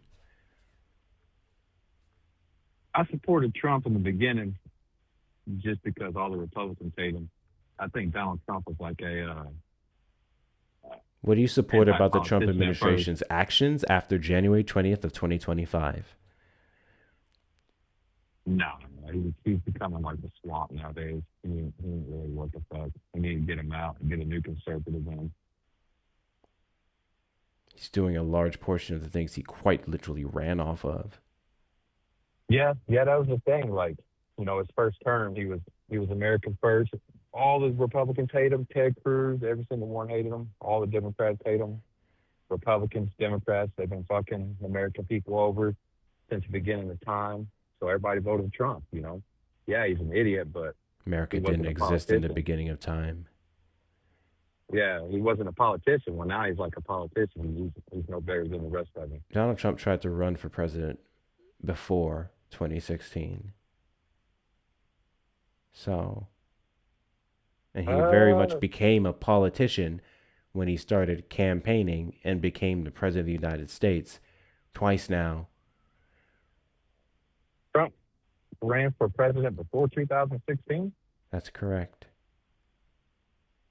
Are you sure? Yep. Because he didn't run against Obama. He didn't run against Bush. It was 2000. He talked about potentially running. And then he tried. Like on an Oprah show. In 2000. Oh, I wasn't aware of that. I didn't know he ran in 2000. What, he run as an independent or a Democrat? Because he was a Democrat in 2000. I'm unfamiliar what the party was. I'm pretty sure it wasn't Republican. Probably independent. Was it as a Democrat in 2000? Reform Party? Someone said Libertarian. Like I'm a conservative, like white guy, right? You probably think I'm racist, don't you? If the shoe fits. Be honest. Exactly, bro. That's what they want you to think. That's what they want you to think. We're stay divided, and they keep fucking us year after year, decade after decade, bro. I'm sorry. Do you believe that Donald Trump is not a racist? I don't know. I think Donald Trump's an idiot. He probably is a little bit racist. I don't know. He's an idiot. Okay. You think racism is idiotic? I do think racism is idiotic. Okay. So to be a racist or to support racism would be an idiotic position, correct? Are you going to vote for Joe Biden? He's a racist. Yeah, wasn't my question. Nice pivot, though. If you believe racism is idiotic and that only racists would support a racist, then what do you think, by default would Trump's fall under that demographic. What do you think Donald Trump's a racist? He's had a 60-year history of racism. not only direct actions, but rhetoric against the African American community and other demographics as well. But I'll only speak from my own for the most part. He was found to be racist back in the 70s when him alongside his daddy started putting C on people of color's applications, and he started denying them housing based off of their race. This was proven when a black person went into an establishment. When he had a sign up showing that there was housing available, they turned him down, sent a white lady in the next day, and all of a sudden things were open. They settled. This was proven in the 80s with the Central Park 5. We can go as far as to, what's his name? His previous president of his Florida Plaza and Casino, where he literally talked about how Donald Trump would remove black people from the floor when he had certain guests there. We can go as far back as to his relationship with Cara Young, when he said that she, a biracial black woman, when he said she got her education or smartness from her dad's side, the white one. When he looked at black people, look at my little African Americans, when he talked about how immigrants, they're bringing rapists, drug dealers, murderers, and some, I believe, are good people. When he said Mexican folks are inherently built to work in the fields, they can do it naturally. When he questioned the race of Kamala Harris, a black woman, on the presidential campaign in 2024 at a black event. Well, Donald Trump's done after this term, so what's the answer? You gonna keep voting Democrat? I don't know what any of that has to do with the fact that you asked me to tell you why I think or know Donald Trump is a racist, and I gave you a sliver of examples. So what's the answer then? Like, okay, we agree he's a racist, he's an idiot. Okay. What's the answer? If you believe Donald Trump is a racist, you voted for the racist. And if you voted for a racist, you support racism. When he first ran. Every single thing that I mentioned was before November of 2024. So what's your answer for all the black people that support Trump? What about them? And they know all this stuff. Are they racist against their own people? There's plenty of black people that support Trump. It's called self-hatred. It's not a conversation that you have any business speaking on because you're not a black person. So I don't really care about your tokens and what their thought processes are. Donald Trump is a racist, and only racists support racist. Okay, so you're going to keep supporting the Democratic Party who's done nothing for the black community. What do you mean they've done nothing for the black community? Every dangerous city in every city in America. When the first black president, alongside Democrats and majority Democrats, all Democrats, sponsored the ACA, with the understanding that it was to expand healthcare access to 3 million black Americans who were previously uninsured. That would give black Americans access to healthcare despite their pre-existing conditions. There wasn't reason they could be turned away. That will regulate and bring down the cost of those goods or those services for black Americans. That sounds like Democrats did quite a bit. When the legislation that went into the First Step Act, which Donald Trump signed into law, started under the Obama administration and the ACLU with, I can't remember the name of the bill now, sounded like they did quite a bit for the black community. When Biden ran off of Lift Every Voice in 2020, and then upon being president, started to display those policy provisions, specifically on how Kamala Harris spearheaded maternal mortality, because it makes black women 3 to 5 more times likely to die during childbirth. When we saw a record amount of capital and access being given to black businesses, when we saw the unemployment rate hit the record low under the Biden administration, when we saw the implementation of DEIA policies that gave more black people access to jobs, not in spite of their qualifications, but alongside their qualifications, sounds like Democrats did quite a bit for black people. Black unemployment actually was the lowest under Trump's first term. Incorrect. Biden beat that record. I have to look that up. But you got white America is still middle class, right? Black America, cities are in ruins since the 80s. What have Democrats done for you guys? Nothing. I'm sorry. Nothing. Do you want Democrats to subsidize black cities? I'm not necessarily saying, well, it depends on how you say subsidize. Sure, you got to go in there, clean the streets up, and then you invest in the cities. Yeah, that's the answer. Yeah, they put record investments into areas where predominantly black people reside. For 8 years. You had Obama for 8 years. Nothing. Yes, and we And you saw have Biden. black median Nothing. household wages increase. We saw black unemployment go down. We saw more increase in spaces when it comes to healthcare, when it comes to infrastructure, so on and so forth, because of his funding for HBCUs, more than Donald Trump, both times now. All of those things took place under Democrats.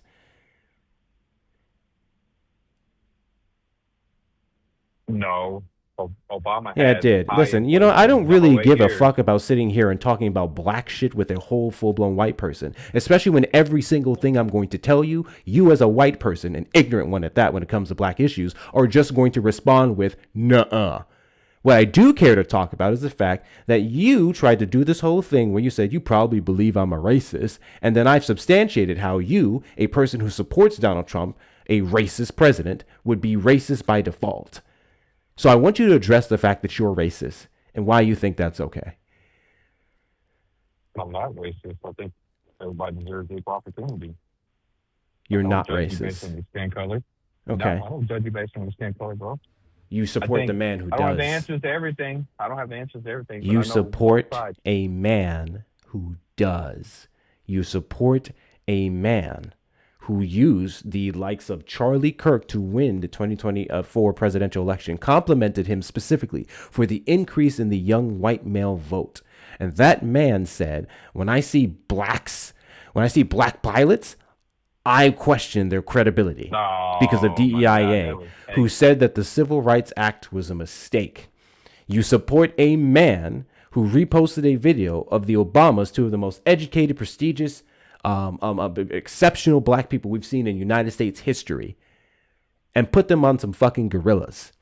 You support the man who, even as recently, he posted another one. If you guys didn't see that, there's an AI photo that Donald Trump posted on Truth Social of the Obamas coming out of a plane, and the plane was graffitied. The plane was graffitied with like Black Lives Matter and different shit on Air Force One. That was crazy. If you guys haven't seen that one, go look it up. You're doing what they want. You're doing what the politicians on both sides want, bro. Like you're By so voting in my divided, best and you're so interest? wrong. By You're so voting in wrong. my best interest? Thank you, Liberally. I appreciate you for the gift. By voting in my best interest, I'm doing what the politicians want. When I voted for Madam Vice President Kamala Harris, who voted on continuing to expand healthcare access to millions of Americans, which by default would include people who look like me, I voted against my best interest. Charlie Kirk. Because Charlie Kirk was waking up. You want to knock on Charlie Kirk? Did he say a couple things he shouldn't have said? Sure. He said Like racist things. He said racist things. Absolutely. He said But you know what he racist did say? things. But if you look up the videos, just look up the videos when you have time before he was killed. I don't give a fuck about and Charlie speaking of Kirk. racism, I where he don't said he give didn't a about color no fuck more. about race Charlie is dividing Kirk. us.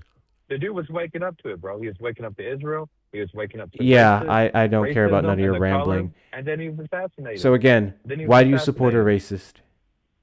I don't support Trump. He's just like the rest of them now. He's an idiot. You I voted for him. him. No more. You support him. That's how that works. I voted for him Better the yet, first time he at ran. minimum, racism wasn't your what's the word I'm looking for? Disqualifier.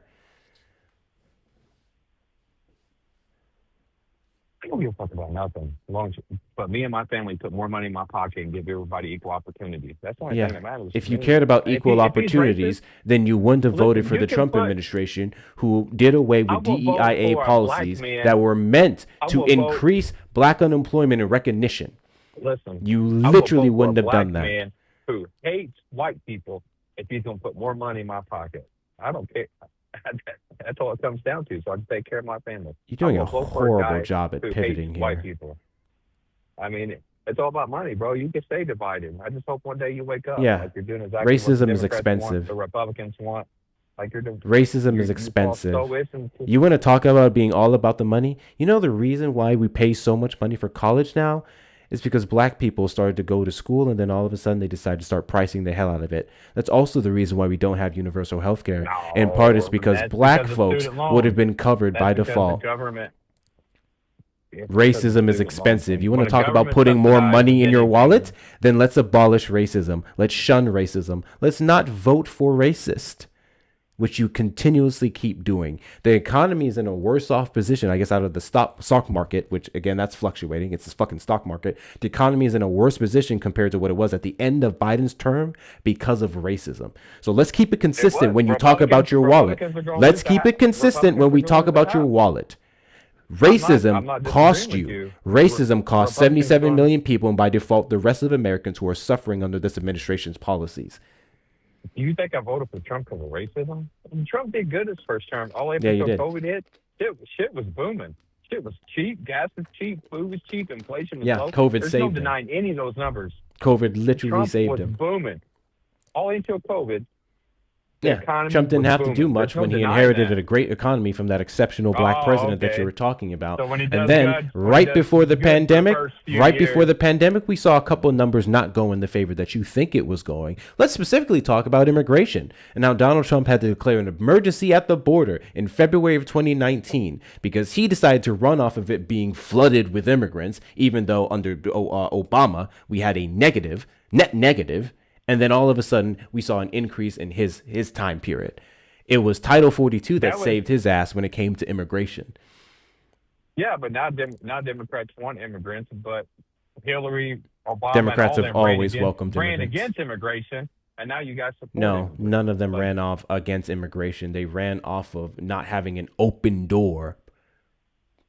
And they should be deported. They should pay a fine. They should have to wait. Yeah, line, Democrats all run that. for That's what all of Hillary those said, things Obama too. said. Kamala Harris literally ran off of first offense. You were barred for entering the country for 5 years if you do not come to a legal point of entry. We're just gonna stay divided, bro. That's all it is to it. Yeah. Country keep doing shit. I love how you guys seem to hate division, but then when every single time we talk about the things that are causing the division, it becomes this whole thing that we're doing Both here. sides. If you have such an Here's the issue with thing, I can division, agree. then you do not support agree. divisive policies, divisive people, and divisive rhetoric. agree. The entirety agree of the Trump administration is divisive, and they ran off of that division. So tell me, why did you vote for Donald Trump in 2024? Hold on. I can agree. I didn't vote for Trump in 2024. I voted for him the first time. I didn't vote for him the second time. I literally asked you I if you can voted agree. for Trump. I misunderstood. I did vote for Trump in 2016 the first time. I did vote for him.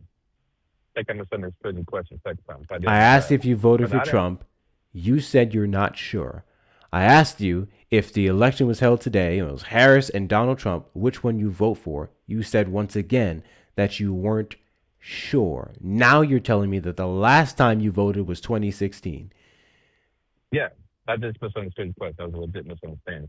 I'm legit not sure who I'd vote for if it was today. That's where I was.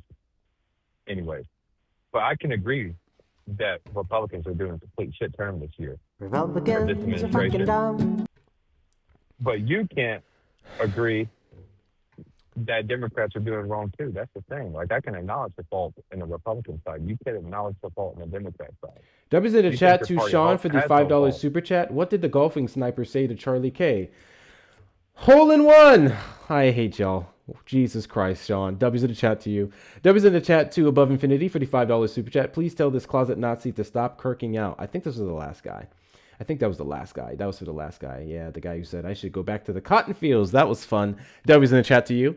W's in the chat to Taylor for the $3 PayPal. Excuse me, Venmo. They hate because they ain't us, and I love that for them. Everyone, God bless Charlie Kirk.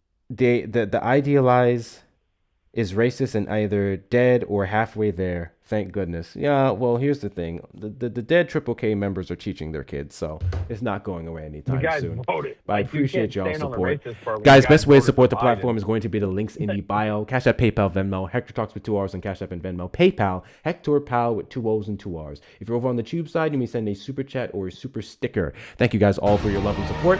Let's get the likes up to 200,000, please. Show the algorithm when to be here. In 20 minutes, we'll be alive for 2 hours. I want to get the likes up to 200K.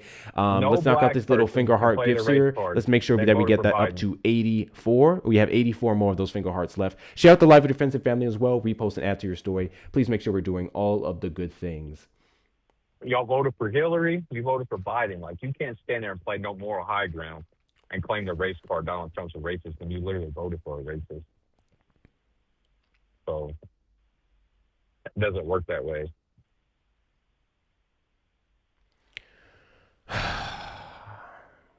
You literally voted for a racist.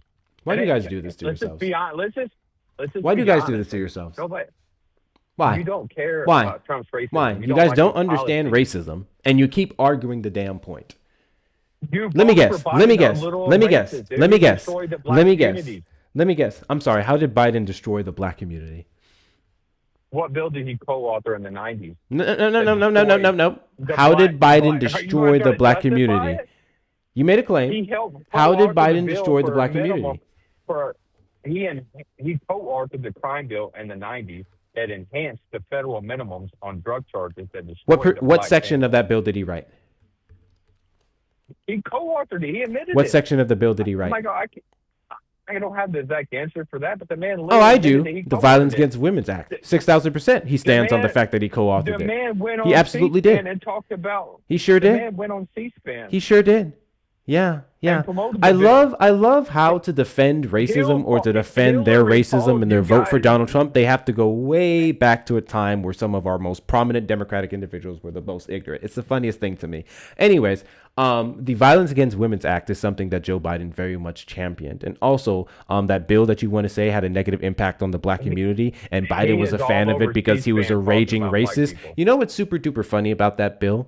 It was the Black Caucus. It was the black delegates who requested that bill specifically because they wanted the same amount of policing that white communities got in their own. You know what they did not ask for? For every single individual, political institution or political precinct to go out there and allow their cops to go and assault black communities and target black communities specifically. That's not what the black community asked for. They just asked for equal protection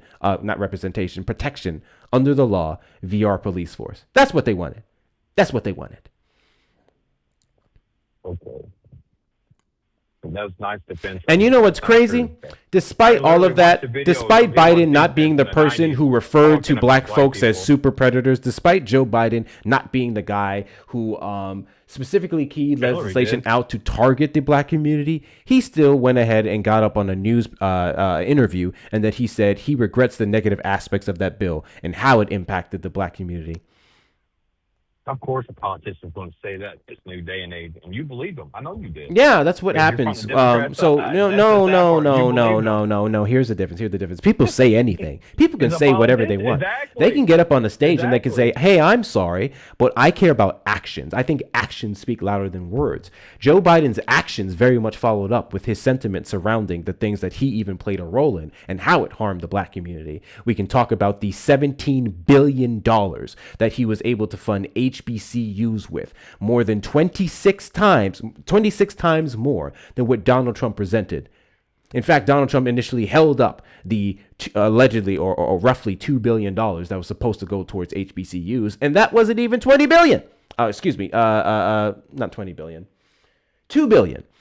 It was $255 million over the course of 7 years, and that was for minority STEM funding. Only $85 million specifically went to HBCUs. So he actually only gave $595 million to HBCUs. Joe Biden's $17 billion went directly to HBCUs.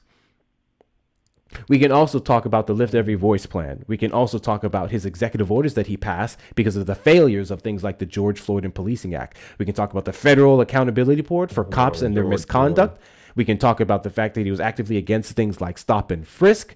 We can talk about, again, the record investments into black capital, into black business under his term. We can talk about his implementation of DEIA policies that increase black employment in the federal workforce specifically, and he encouraged the private sector to do the same. That sounds like he did quite a bit to help the black community. That sounds like his words were followed up with actions.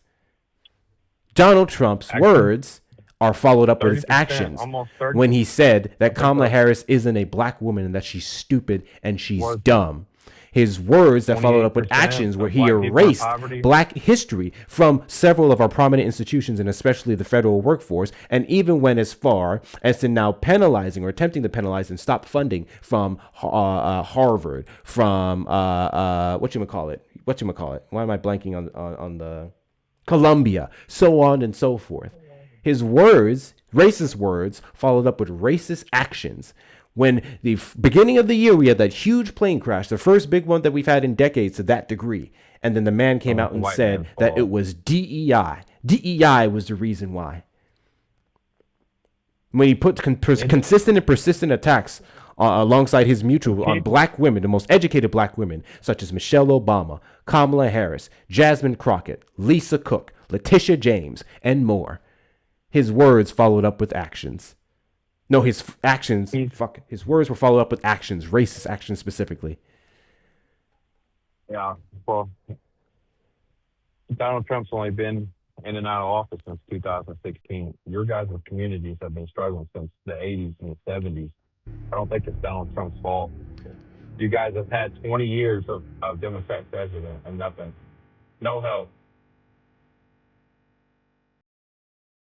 30%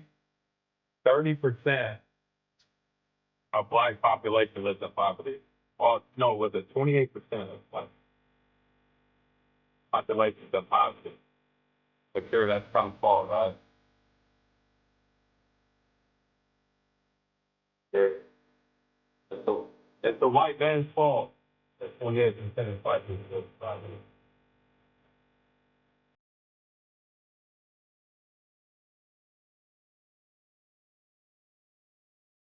It's really sad for you.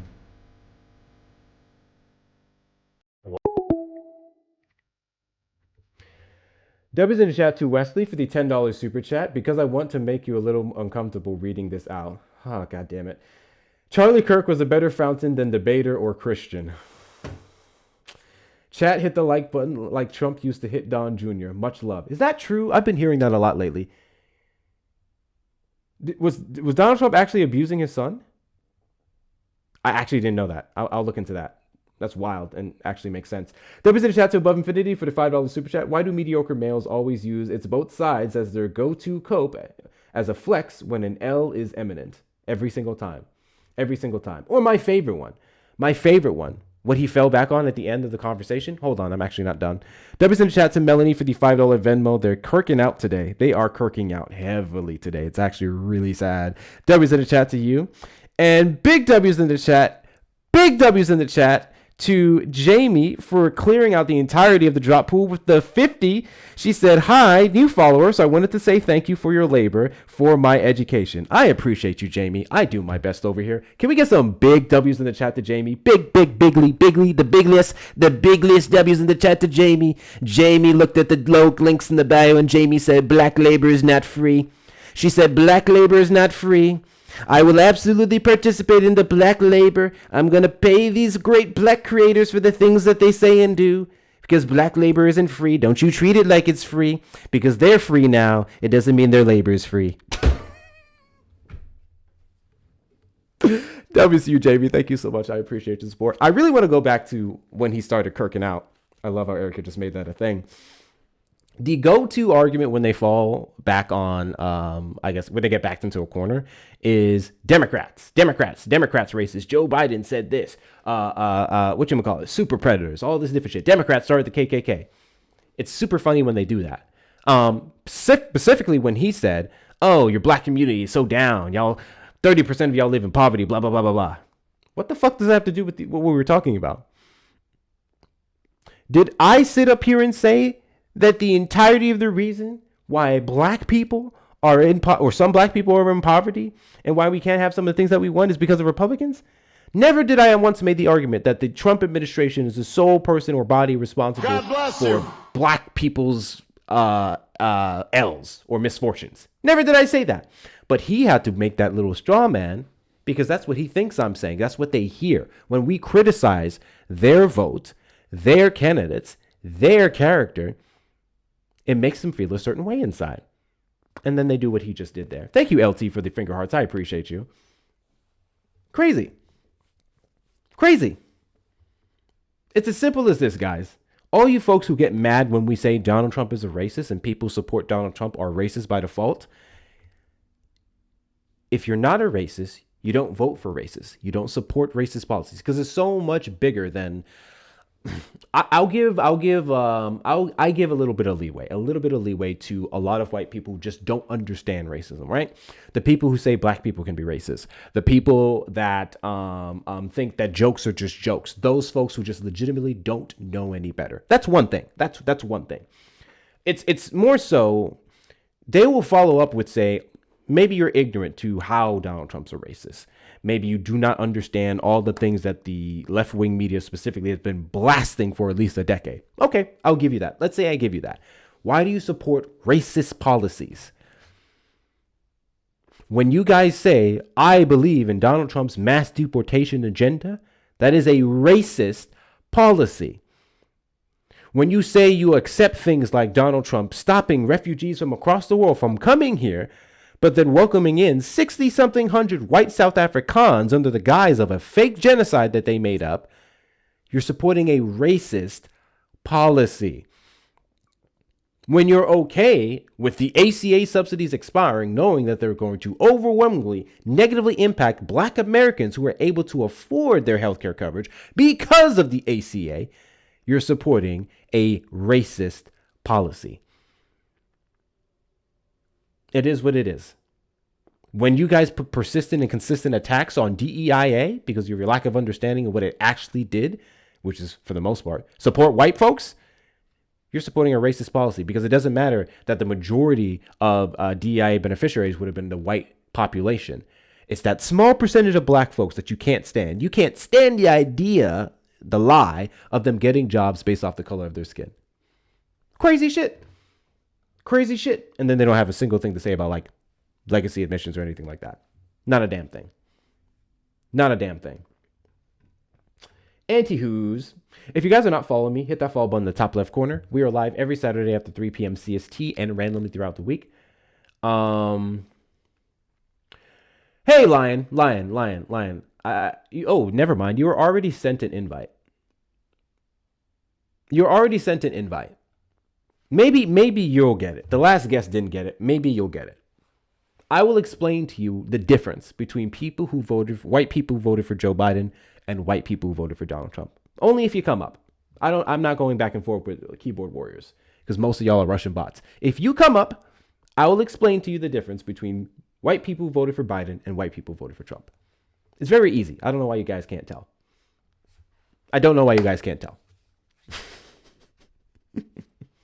Trump supporters request up in the box. You are the demographic of people I'd like to have a conversation with. If you're over on the tube side, you can call the number on screen, 737-295-5321. I'm going to reset the finger hearts. Let's do... Put your popcorn away. He will not come up. Your hatred is worrying. What hatred? And why the fuck are you following me?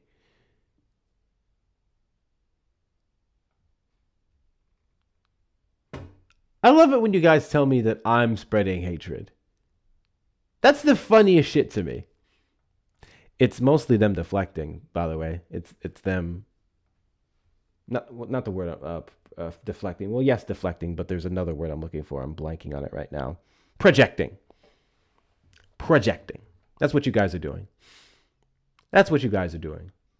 I voted for the candidate who accepted all people, including folks who voted a way that was negatively impacting her and her demographic. I voted for that lady. I voted for that amazing lady. I voted for the woman who said, regardless of if you're a red state or a blue state, black or white, rich or poor, I want this America to work for you. Opportunity economy. Never forget this. I don't know why. You know what? Real shit. Let's talk about this. Kamala Harris's platform. Well, first off, there was her 82-page document, A New Way Forward for the Middle Class, and then she ran off of an opportunity economy. I feel like there would be a time where the most staunch capitalists and meritocracy folks would have loved that tagline. If Donald Trump took opportunity economy and ran off of it, they would have eaten it up. Because because to me, it's not like enabling. It's not enabling laziness. It's not saying we're just going to give handouts. It's saying we want to create a economy, a United States that allows every single person the opportunity to exceed, not the guarantee of an outcome, but the opportunity to get where they need to go. I felt that is one of the things that really sold me on Kamala Harris. I loved it when she talked about that, the opportunity economy, because I'm just like, I've always been the kind of person where I don't really need shit handed to me. I love things. Don't get me wrong. I'll take free shit. I'll take free shit. But I just want the opportunity to do things for myself, right?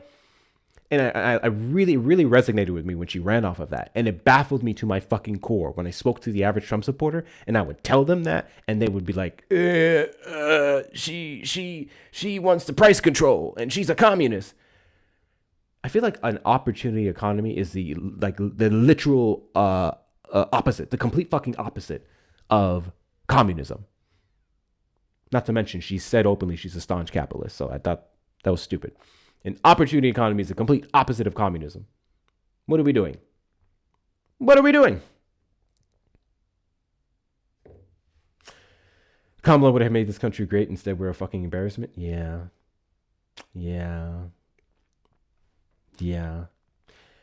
When this dude... So I also want to talk really quickly about the ICE murders because I didn't get to do it yesterday and I want to talk about it today. There was a lot of folks who thought that Kristi Noem was the reason why ICE was poorly ran last year, which is misogyny. We'll talk about that in a second. And I'm not here vouching for Kristi Noem. I'm just saying I find it interesting when Kristi Noem does exactly what the president of the United States tells her to do, and then she takes the slack for it. Separate conversation, though. So many folks, like actual Trump supporters I was able to talk to, who said, yeah, I don't agree with all the things ICE is doing. Literally heard people say out their own mouth, that bitch Kristi Noem, she's fucking up everything. This is not what Donald Trump wanted. Crazy shit, how they separate her from the agenda. And then Markwayne Mullin stepped up, and I won't forget his Senate confirmation hearing. I didn't watch the entire thing, but I watched clips. And he really tried to present himself as some type of middle ground person. We know better, but he really did. I'll give him his props. He actually tried to present himself as, I'm just here for the job. I'm not here to support anyone specifically, all this stupid shit. And now under his leadership, they're still protecting the murderers of... It's going to take me a minute to actually memorize their names. Give me a second. Let me pull up their name. Because it's very important that we know their fucking names.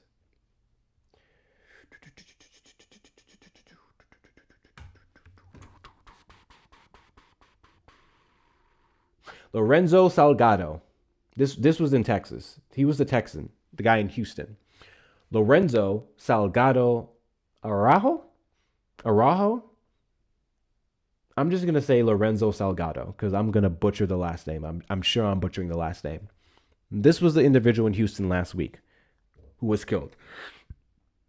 I was watching one of the videos, a few different videos, because the New York Times, I don't know why Republicans hate the New York Times. They're on their shit.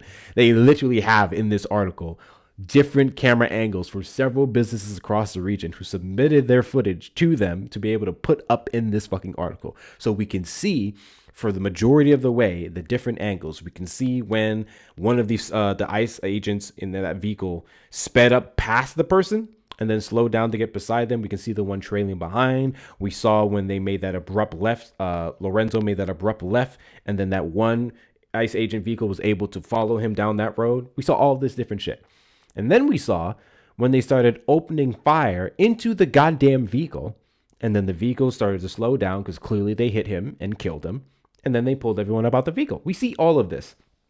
They're now trying to allege in the little few seconds where there's like no clear visible footage. They're now trying to allege that in between that time, Lorenzo tried to ram them. Lorenzo tried to run into them. When everything that we've seen so far only supports the claim that it was ICE agents who actually tried to run him off the road. But then that's what they're saying. The ICE agents are going, I feared for my life. And Markwayne Mullin is fucking protecting him. Okay? Fast forward to Monday. That was in, I believe that one was in Maine.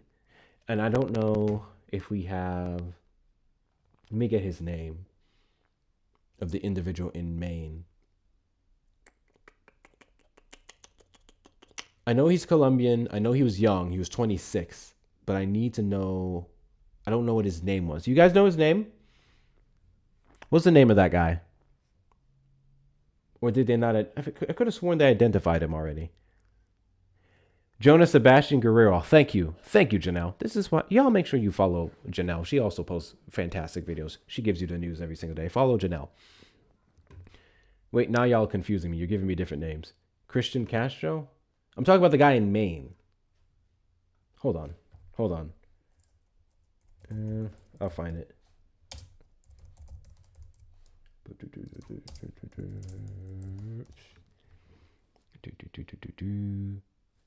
Ah! Joan Sebastian Guerrero. Got it. Got it. Got it. Joan Sebastian Guerrero. That's correct. Friendly reminder that they got the wrong guy. They weren't even looking for him. He was legally authorized to be here. And he's dead. I believe with the case of the Houston man, they're now trying to deport one of the key witnesses to the killing. They're trying to get him up out the paint. What was the baby's name that was the American citizen that was unalive in March of 2025 in Texas? They didn't say anything about him until like December, January. I don't remember. So almost a year later. Let me see. I need his name because what happened to him is something similar that happened here. Is that they said that he tried to hit them with his car. And that's why they shot him, right? And his friend told a completely different story. Said that he wasn't doing anything and he was actually obeying every single command that they had for him. And what ended up happening, because you said they're trying to deport a witness, what ended up happening is the friend, who was an American citizen, ended up unalive in a car accident right before he was supposed to testify. You didn't know that? No. Yeah. I did not know that. Yeah, and then also in regards to Mr. Arroyo, I think that's how you pronounce his last name, Lorenzo.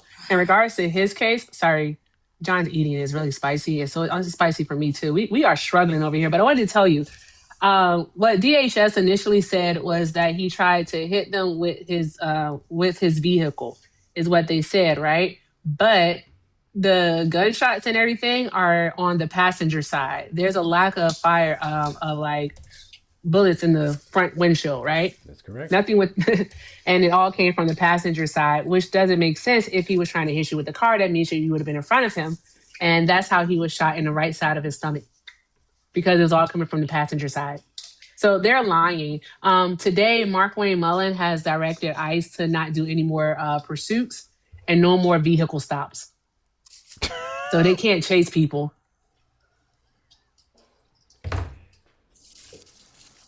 Yeah, you can drop me though, because I gotta go. All right, I got you. You know the Appreciate problem you, friends. I have with that bullshit? They're not authorized to do it to begin with.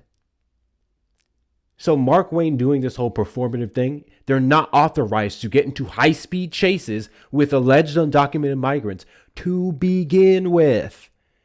That's the fucking crazy thing about this entire situation. They're not supposed to be doing that off the fucking bat. Unless, I guess, and this is maybe the legal loophole that they're using, if that person poses an imminent danger or threat to yourself or someone else. But even then, the circumstances that they keep saying that surrounding them getting into cars and trying to pull fast and furious shit on undocumented migrants and American citizens alike, they're not supposed to be. This is one of the reasons why we have to be so aggressive with our corrections when Trump supporters call them, what you would call like police or anything like that. They're immigration enforcement, okay? They're immigration enforcement agents. Their only authorization is to handle undocumented migrants. And they still have codes and laws that they're supposed to engage with them on. They're not supposed to be fucking with Americans unless that person is impeding on their operation. Yeah, they're not supposed to shoot into cars either. We already have the report from well under Obama that these motherfuckers were leaping into cars to justify lighting them up. Shit is crazy. Shit is crazy. That part too, Jamie. That part too. W's in chat to Melissa for the $2 super chat. Why MAGA chat always saying old shit like damn, Bubba? I am assuming by old shit you mean things like the Keystone Pipeline affecting gas prices. Hunter Biden's laptop. Democrats planted FBI and J6. Is that what you mean by old shit? Yeah. Yeah. They'll never let all those well-debunked things go. They love the sweet little lies. They love the sweet little lies. It makes more and more sense every single day why some of them voted for Trump. They always say they felt threatened by a vehicle. You know what would end all of this instantaneously? Body cams. Body cams. Body cams. One of the cool things about Kamala Harris is that she spearheaded California as being the first state to implement mandatory body cam footage or body cams on your person. Right? It was because of Kamala Harris why we have that across the country. It was her in California. This is why we have them for ICE agents. But for some reason, the Trump administration doesn't want accountability. The most transparent administration ever has an issue with putting out an order, an executive order requiring ICE agents to wear a body cam. That will never cease to amaze me. Also, thank you guys so much for getting likes over 200K. I missed that. Thank you. I appreciate you. I think that should make everyone think a little bit. If you claim to be the most transparent administration ever, and you believe that ICE agents would be operating within the confines of the law, and if they're not, they deserve whatever comes to them, right? Because they're so cutthroat when it comes to whoever breaks the law. Why are they still not wearing body cams, or active body cams, I should say? Makes you think. Why would the president of the United States, one of his first actions upon taking the Oval Office last year, was to do away with the Federal Police Accountability Board? We had a federal record of agents and police officers who were fucking over people, who had records of misconduct. Trump said we don't need that anymore. Ask yourself why that is. But once again, the individual, the American citizen that we only found out died almost a fucking year later here in Texas was Ruben Ray Martinez. Ruben Ray Martinez. That's a crazy thing to keep under wraps. Thank you, Rachel, for the stingray. This isn't a situation or a circumstance where it was covered, but then it just didn't hit national news. They hid it. They hid his murder. Make it make sense. Make it make sense. W's in the chat to Just the Bill, $55 cash app for reparations. I appreciate you. I appreciate you. W's in the chat to you for the reparations fund. Guys, anyone else wants to support the platform, support the reparations fund, support the Ashwagandha fund, please feel free to do so with the links in the bio. Cash App, PayPal, and Venmo. Hector Talks with 2 R's and Cash App and Venmo. PayPal, Hector Pal with 2 O's and 2 R's. Those of you on the YouTube side, you may hit the link in the description of the live stream or send a super chat or super sticker. All of your donations are greatly accepted and appreciated. I get on live here every single day and I try to present the right information to people. And we have our little laughs as well whenever they're not making me want to do a backflip off a balcony. So if you like everything that you're seeing here, of course, hit that follow button and please feel free to send a thank you. And if you ain't got it like that, don't worry about it. This is another thing I'm tired of. Now I'm going to shit on you guys for a second. I'm tired of getting donations from people who say things like, this is my last dollar, or people apologizing in the chat not for donating. I want to make something super duper uber fucking clear. If it's your last few dollars, don't fucking send that shit to me. I will send it right back. And for two, don't ever apologize for being broke. That's one of the most annoying things to me. We live in a society that makes you out to be a lesser human being for being broke. I hate that. I hate that with a passion. Every single year of my life since I turned 18 years old, way back when, since I turned 18 years old, every single year of my life, I've made more money than the last. And every single year of my life, it only moves me so far. What are we supposed to do when every fucking time you do something better for yourselves, the rules change? This is why more people are waking up to the up versus down circumstances, the up versus down war. Classism. Like, bro, I'm thinking of like let me see, 20. When did I turn 18? 2016. 2016 me. Looking at 2026 me and the money I make now? Oh my God. Bro would lose his fucking mind. But we're not dealing with the same prices. We're not dealing with the same mortgage rates. We're not dealing with the same inflation. They just keep moving the rules, man. They keep changing the bar, raising the bar every goddamn time. So this is why I say don't ever fucking apologize for being broke or not having it or having to be stingy. It's not your fault unless you're just being lazy. Get your ass up and go work. For the rest of you, it's not your fault. If you don't shut the fuck up about your age, I swear to the gods. I'm tired of telling y'all. I may be physically 28 years old, but I'm aspirationally 44. I'm aspirationally 44. Amanda, I'm not sorry for being broke. God damn it. That's what I'm talking about, Amanda.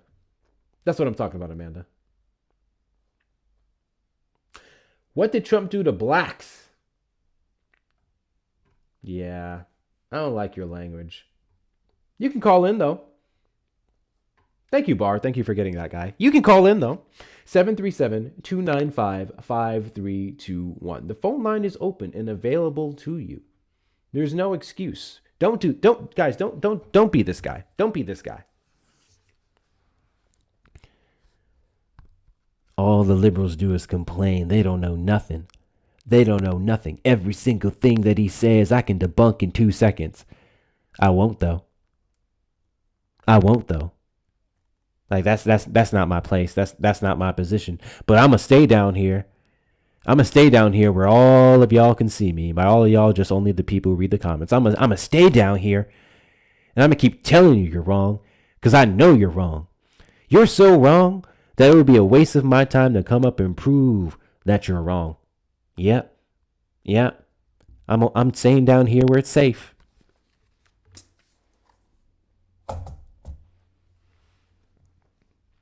I can't stand keyboard warriors. You know what it took for me to start debating politics before I started hosting my own lives? Do you know what it took for me to get up in a request, like on a box or call in a stream? It took me knowing my shit. I tell the story time and time again. From May to end of June, I just listened. You know why I listened? Because I didn't know what the fuck I was talking about. I didn't know what the fuck they were talking about. So I was gathering information. And then I was researching on the side. When I heard someone make a point, it was literally this phone, actually. Here was I on my phone, double checking that. Oh, okay, that's true. Okay, cool. Oh, that sounds about right. Oh, that's inaccurate. Let me make sure I correct that. That's what I did. I was verifying everything. And once I did that enough, and I did it quite a bit, I got to a point to where now I can go into a live and I can hear someone say something wrong. And I'm like, well, that's dead fucking wrong. Why are you touting that around? Most of this was surrounding Kamala Harris and the claims about her sleeping her way to the top or locking up black men or saying, I'm not going to do anything for black people. That's mostly where I specialize in. I opened up lives starting to talk about Kamala Harris. That's the only reason why I got into this. And finally got to the point where I heard enough people say so much stupid shit that I finally had the balls to request up one day. And one day, I'll never forget this. The guy said, what's that thing he said about Harris in California? Jamal Brown. No, not Brown. Jamal Truelove. Jamal Truelove was the black guy who just went on a fucking hate tour for Kamala Harris because it was her office that wrongfully prosecuted him, and he ended up winning his 15 million civil lawsuit for the 6 years that he spent in prison. Was it 6 years? It was supposed to be 6. I don't remember now. Anyway, all of a sudden, dude, in 2020, you can look and find it. 2020, he was on The Breakfast Club. He was asked specifically about how he felt about Kamala Harris. And he said, obviously I'm not no fan of her, but we got to win this November. We absolutely have to win. Like, you got to vote for Joe Biden, blah, blah, blah. He understood the assignment in 2020. He couldn't let go that her office prosecuted him. Not Kamala Harris. It was Laura Allen. He couldn't let that go, but he said, vote Democrat. God bless you. Fast forward. Thank you so much, Andy. What's up, Andy? Thank you for the desert dining. I appreciate you. W to Andy. He understood the assignment in 2020, and then for some reason in 2024, his rhetoric changed. His rhetoric changed drastically. All the shit that he said in 2020 on the Breakfast Club and stuff started to change. He started making more videos, talking about her vindictive smile. When I walked into that room and I looked at Kamala Harris, she looked back at me with a smile. She couldn't wait to lock me up. All this bullshit came out of nowhere in 2024. It was just interesting to me. His rhetoric vastly changed. But yeah, you had the people who kept saying that she was the reason that he was locked up, and her office was full of corruption, Not the case at all. Not the case at all. Laura Allen was the prosecutor. Yes, it was in Kamala Harris's office, but Kamala Harris did not see every single prosecution. She wasn't a prosecutor or a person who goes and vets all the evidence and information there. Come to find out later on that it was police officers who basically coerced that woman to say that she saw Jamal Truelove with roughly $60,000 of housing assistance. And then what happened to those officers? They're gone, out the paint. Separate case to goes to show how accountable Kamala Harris held herself in her office. We can look at I think it was Orange County. And please forgive me, guys, because I'm forgetting the specific terms for these people. The motherfuckers in the office who test DNA. The DNA samples and everything like that, right? So that person in that region, come to find out that they were double dipping, okay? That they were messing with the substances, blah, blah, blah. And they come to tamper, lab techs, thank you. Oh my God, I don't know. Ugh. Thank you guys so much. Forensic, yes. So they were doing all of this, and they happened to, to be dabbling in the substances, right? Taking it home for themselves, so on and so forth. They come to find out, or at least what her office recommended to her, is that because of this tampering, this affected 200 cases. I think it was roughly 200 cases. They recommended she drops 200 cases. Kamala Harris goes in, she looks at it, and she says, well, this actually impacts roughly 1,000. And they said, no, you only need to worry about 200. She said, absolutely not. Every single one of these cases are tampered with. Let them all go. Almost 1,000 people. Almost 1,000 people were freed against her office's wishes of 200. That's how much she held herself accountable. Anyway, long story short, I had no problem requesting up and talking to people because I knew what the fuck I was talking about. And every single time people avoid me, it goes to show that they don't know a goddamn thing. Call from Alex. Caller, you're on the line. Did you vote for Trump? Yes, I did. This is not how you talk, bro. No, this definitely is. No one believes you. No. There's black helicopters flying over your facility. This is Alex Jones, by the way. You guys can take that troll shit over to Parker and Dean.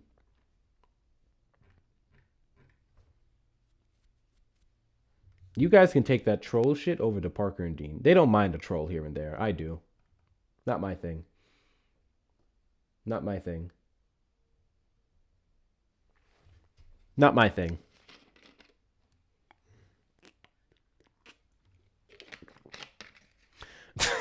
That wasn't a terrible Alex Jones? Meh. Meh. Fun fact about Alex Jones. Last year, he was added on Twitter. And people were trying to equate him with the MAGA movement. And he responded. Let me see if I can find this tweet, actually. Let me see if I can find it. Alex Jones, Twitter. I guess I should put X just in case. To MAGA. Let me see if I can find this post. It was video from the tweet responding to criticized Jones, claiming that they were not MAGA. It was using you Trump as so unhinged. I'm trying to find the specific tweet because the tweet that I saw was specifically people tagging him in regards to like Elon Musk, and I think there was allegations specifically when Elon Musk said Trump was in the Epstein files. I love how all of them dropped that, by the way. I love how no one fucking cares that they were full throat for Elon Musk. Elon Musk said Trump's in the Epstein files. Elon Musk, who was over Doge and would, in some cases, you would argue, have access to certain information or at least be in proximity to said information. And then all of a sudden, you know, I thought that was interesting. But anyway, Alex Jones made a post where someone like tweeted him and said something about him being MAGA or him supporting Trump. And then he said, don't ever compare me to those nut jobs. It was the funniest thing ever. Alex Jones calling other people fucking nut jobs. But then here, what I'm finding, I have to go do some more digging on that. Where Alex Jones said, this is a new Trump and it's so unhinged.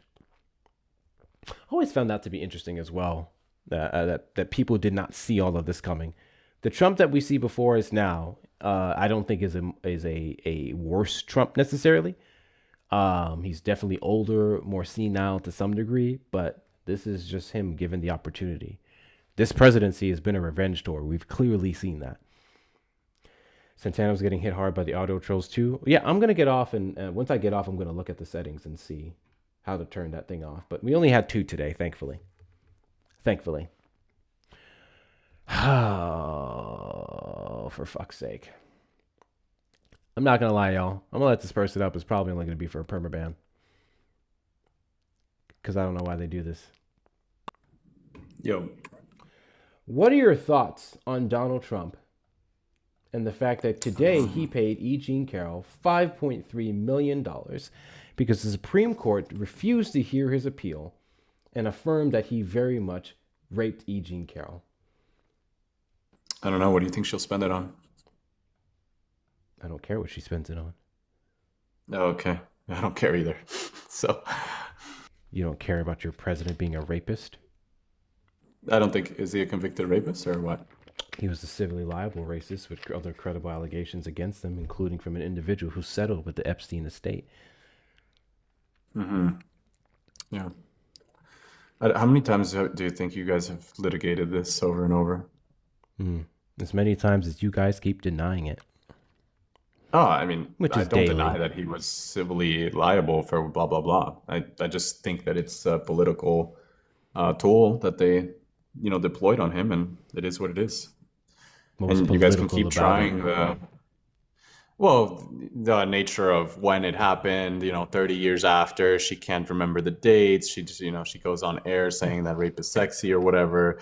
Her own friends can't really corroborate her story. How many times have you it's a argued? stacked- How many times have you argued? Every time I'm on E. Jean these lives, you guys say the same shit. I never even really looked into it. No, until I no, started no, doing no, these no, no, lives. no, no, no. Here's my question. How many times have you argued against E. Jean Carroll being raped by Donald Trump? However many times you bring it up. Okay. So quite a bit, I imagine. So as many times it as hasn't you... been that many. Maybe it's under 10. Oh, under 10. One's enough. Yeah. As many times as you would argue against her being raped, you would think that you would get the stories more straight. For example, E. Jean Carroll saying that she thought rape was sexy. Please don't tell me that you can sit up here and say that with your full chest, because you know damn well that's not what the fuck she said. Okay, yeah. I'll have to refine the quote.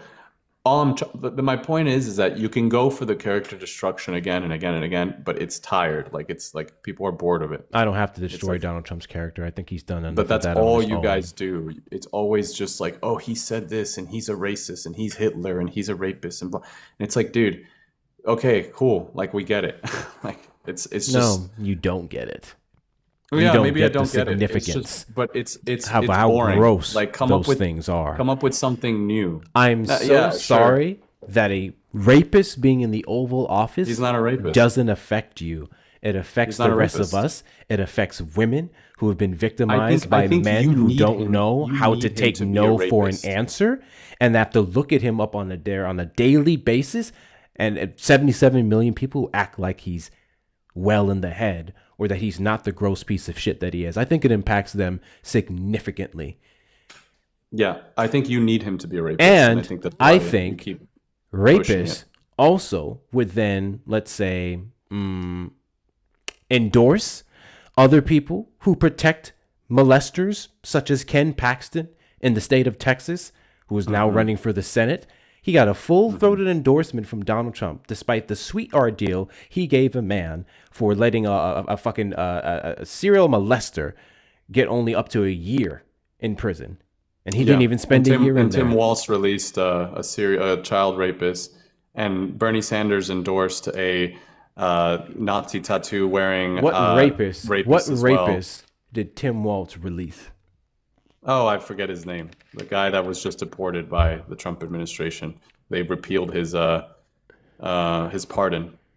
Tim Walt's What's his pardon. name? I don't want to know his name, to be honest.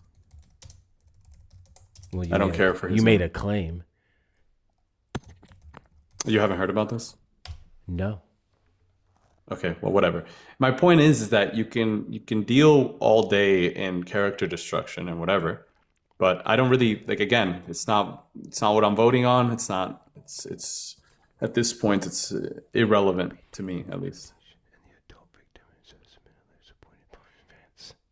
Oh, what happens when the adult victim asks or supports the pardon request? I don't know what you're talking about. Well, I looked up what you said, and according to this, he was a part of a board in the state of Minnesota. Governor Walz was one of the members of the board where they were able to pardon this guy. His name is apparently To Lu Vang. I don't know how he would have been deported considering that he's a legal resident. But anyways, one of the key factors in his clemency that he got was due to the victim herself submitting a letter supporting the pardon.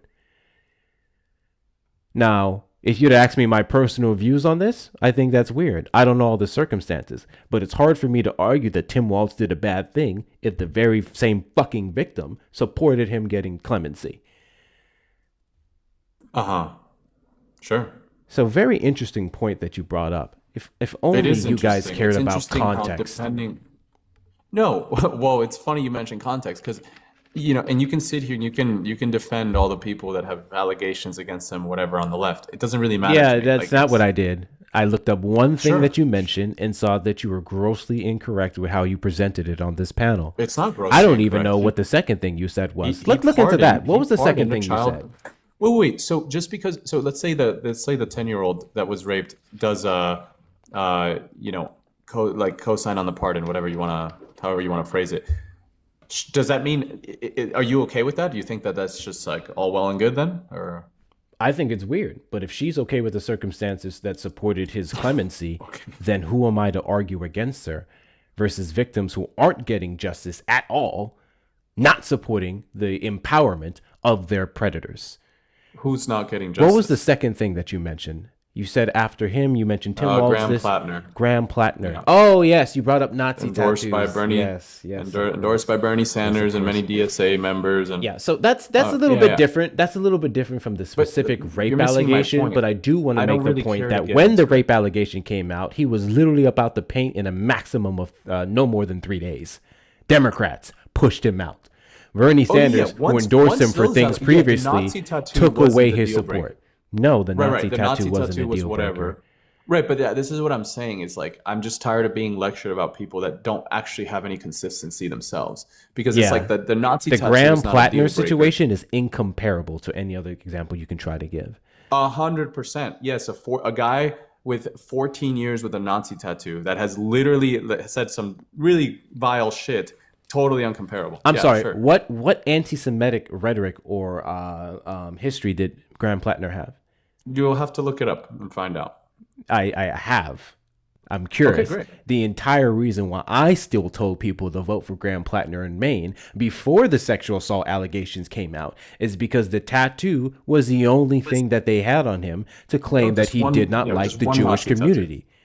Yeah, okay. It was a skull and crossbones. Literally up until, I'll tell on myself here, literally up until this year, I had no idea that specific design was associated with the kill group. Right, but it doesn't matter what you knew, it matters what he knew. No, I'm making the point that a white dude back in the army, way back in the day, going to some random tattoo parlor, asking for something cool and radical, and getting a skull and crossbones there is vastly fucking different from what you're trying to allege. He knew what then it was. The reports came out that he allegedly knew that it was a Nazi tattoo, in which case there was an argument about why the fuck didn't you cover it up before until you ran for the seats, and in which case I would fucking agree with you. No disagreement there. I agree with you there. Right. But the point is some that people the don't think outrage is selective. It's just he selective saw a skull and outrage. bones. That's what he saw. I'm not that interested in selective outrage. Whether it's on the right or the left, it doesn't really matter. The things I care about are policy and it's not selective. There was nothing to support that Graham Plattner was a raging Nazi or liked Nazis. Therefore, he was not treated as such by a large portion of the left. Okay. What's up, Erica? Sure. Hector, may I ask you a question? I'm asking you a question, Hector. Mm-hmm. All right. So when Pete Hegseth was accused of raping a woman at a conference, at a work conference, all right, should that have removed him from consideration as Secretary of Defense? Just yes or no? Yes. Okay. Thank you very much. When Robert F. Kennedy Jr., all right, was accused of raping his nanny, all right, should that have removed him for consideration as the Secretary of Health and Human Services? Yes or no? Yes. Okay. Also, Brett Kavanaugh, all right, Donald Trump's Supreme Court pick, all right, when he was accused of rape by a college classmate, all right, over 30 years ago, right, should he have been removed from consideration for Supreme Court justice? 6, 7, 8, 9, and 10,000%. Okay, all right. So when Donald Trump put his hat in the race, all right, for president of the United States of America, and there were at that time, over 25 allegations of either sexual assault, abuse, harassment, or rape against him, should that have removed him for consideration? Yes. Okay. All right. I just want to make sure. Now, Hector, what I would ask you to do is I would ask you to ask Jorge those exact same questions and then see what he says. Allegations. I would implore you. Can I have fun with it? I don't want to ask him the question directly. I'm just going to assume what he's going to say. All right. I'm going to assume he's going to say that allegations are just allegations. And unless there is a conviction, that's not what I would say. They shouldn't be taken seriously. I would say that there's a political utility to allegations. You just said with allegations, no, though. You just said that. You just said with allegations, no. That was your first response. That was your first response. Your first response when I told Hector to ask you the same questions to see what you would say, you said with allegations, no. That's what you said. Why did you say that? What do you mean? That I just repeated it. Why did you say that though? Why did you say with allegations? No, you're asking a question. Because now you're saying that they have some political utility, but you were just saying how it's important that the Democrats were being hypocritical, all right, because they supported Graham Plattner because of a tattoo, all right. But it's my understanding that Pete Hegseth also has a similar tattoo on his body. He has one of those crosses on his. A Jerusalem the Crusaders cross? Yeah. No, so he has one of those, close. And that cross has been associated, all right, with white nationalist groups. Yes, it has. No, it has not. Okay, you can say it hasn't. Just because you say it hasn't, doesn't mean it doesn't. Like what? All right, I know if you believe it hard enough, friend, then it's true. That's not a thing. I mean, you're not going to be Catholic or Christian. The Jerusalem cross is a Catholic symbol. It's not a Holocaust endorsement symbol. And also historically linked to the Crusaders cross, the specific design. We can also talk about. It's a Catholic symbol. We can also talk about what was it, Dios or Deus Vult? What does that mean again? I forget. But you guys are equivocating something that's not even close. There's no equivocating here. And the last I checked, I thought Hegseth was a Protestant. God bless you. He might Since be. when is he a Catholic? So why does he have a Catholic cross if he's not a Catholic? God wills it. Unless he's a white Christian nationalist. Because because the cross is associated with broader Christianity. If you understand history, the Crusaders at the time. Yeah, actually, no, it's not. Do you actually want to know why? No, it's not. It is. The Crusade was about Catholicism. I know. What year was the first Crusade? So let's not even do that. It doesn't matter what year the first Crusade was. You don't know what you're talking about. What year was the first Crusade? It doesn't matter what year the first Crusade was. It does matter. What matters is that you're up here twisting and turning yourself and pivoting. It was the Catholic Church at the time. When you know for a fact that guess what? It was absorbed into Christianity symbol for white later. Christian nationalists. No, it isn't. You know that. It is not. Yeah, it is. You And see then that? also another Are you thing, isn't the Catholic, Erica? swastika also a religious symbol? Some people do claim that, but it wasn't Oh, the no. I'm so swastika. sorry. I'm so sorry. But a Is it a swastika is religious not. symbol? Yes or no, sir? The Not some swastika was people not claim it. Is it a relevant. religious symbol? Yes or It's not. no? Is that what he had on his chest? Is it a religious symbol? Yes or Is it no? what he had on his Because it's chest? What is Sanskrit. the Is it a relevance of the religious symbol? Yes or swastika? no? What's the relevance? Yeah. The What's the relevancy is relevance? that it was co-opted by the National It Socialist has nothing Party, to aka the do Nazis. with Excuse what me, we're one talking moment. about. Actually, yes, it does. It Yes, does it does, not. because it's showing how you're inconsistent in your logic. It's not inconsistent. Yeah, you The are inconsistent Jerusalem in your logic. cross is a Christian symbol that was absorbed into Yeah, I Christianity. It know. was You don't want Catholic to at the talk time about it. because it was the Crusaders were Catholics, obviously. Sure, So it was Jan. it was Catholic first, and then it got absorbed into Christianity. It's a very simple concept. Hector, I need to do something really quick. I'll be right back, and I'll come back with the proof. Okay? I need to No, do something really quick. I got you. You I'm got it looking at it already? here. The Okay. swastika was Thank an you. ancient symbol of peace, luck, and well-being. Yes, it was Dating back technically, over yeah. 5,000 years, the words come from Sanskrit shivastika, meaning good fortune. Yeah. It's actually even still used in That has Hinduism, nothing to Buddhism, do and with Jainism. platinum because it wasn't even a swastika is not even the thing that we're talking about. No, you're But missing yeah. the point. No, I'm not. no. She's You're she's literally pivoting. missing the point. This is called a false equivocation, where you're trying to No, pivot it's from not. away from You something tried that to is defend blatantly. Pete Hegseth's tattoos because of its Pete Hegseth's historical absolutely, I would defend his origins versus the hate groups that associated it with their hatred. No, And then we that's can do the crazy. same thing for other symbols that are universally condemned. So there's that. That was the point that she was trying So to make. you're saying that the cross, the Jerusalem cross, is equal to a swastika? Is that what your claim is?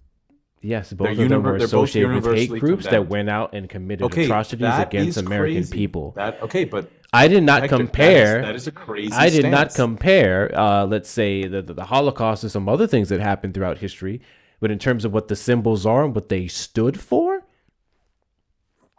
The Jerusalem cross is a symbol of Christianity. Okay. It doesn't stand for anything else but Christianity. It's not a racist symbol. Are there maybe some white supremacist groups that No, in the swastika it referenced the Nazis. That is the symbol of the Nazis. It was co-opted by Nazis. Correct. It was co-opted Just by a like political the group. Jerusalem cross No, the Jerusalem was cross. Who co-opted, co-opted it? by the Who co-opted it? Crusaders. It was literally No, it alongside wasn't. The things like Crusaders Deus were Vult, which is Catholics. God willing or some God's shit, will. used in God's the first Crusades. Yes, they used crosses. They had flags of crosses. There's flags of crosses to this day. They're not racist. Cross. Yes, they're not racist. Correct. The Jerusalem cross. Understood. Yes, the Jerusalem cross. You know what Jerusalem is? Do I know what Jerusalem is? Yes. Because you're trying to compare the Jerusalem cross to a swastika. So I'm just wondering if you know what what Jerusalem I is. literally drew the parallels, my guy. Both were symbols co-opted by hate groups. What are we doing? It's such a false equivocation, but you're not doing? going to let it go. It's fine. What's false It's about fine. it? What's false about it? You're trying to compare. You're trying to compare the swastika. What's false about it? What's false about it? What's false about it is that you're trying to compare the swastika, which was adopted by a mainstream political party that tried to destroy the world essentially and destroy entire groups of ethnic people, based on the basis of eugenics, to individuals that might have that you can't name the group, but might have used the cross. What do you mean I can't name the group? What group adopted the Jerusalem cross? The fucking Crusaders. Dude, the Crusaders aren't a hate group. They were just Christians. Christians who did what? To repel the Muslim invaders. Like that was the whole point But of the the thing Crusades. is that the Jerusalem cross was flown at the Unite the Right rally in 2017. Sure. I don't What know. does that have to do with the Crusaders? Who cares about the Crusaders? You can keep saying that. It's been Hector co-opted, cares sir. deeply. It has been co-opted. That is the whole thing. They have appropriated. They have appropriated it. Also, that saying that he has on his, that God's will saying that he has, that saying literally has become an emblem for far right Christian nationalist group, white Christian nationalist group to be exact, all right, as a darn going sign for like European hegemony. All right. Is it hegemony or hegemony, Hector? I can never pronounce that word right. I think it's hegemony. Yeah, it's hegemony. Yeah. All right. So there's that part. You really, really can't be serious right now. You guys I was eating seafood and I had to wash my hands. I'm just gonna assume you're joking. I'm not. No, there is no joking because that symbol was flown at the Unite the Right rally, and we all know what they were yelling, and it definitely wasn't in support of anyone, in Jerusalem. So there's that part. All right. Also, the Proud Boys. All right, they have actually sported that darn going symbol. So there's that. And my God, have you ever heard of trad calf?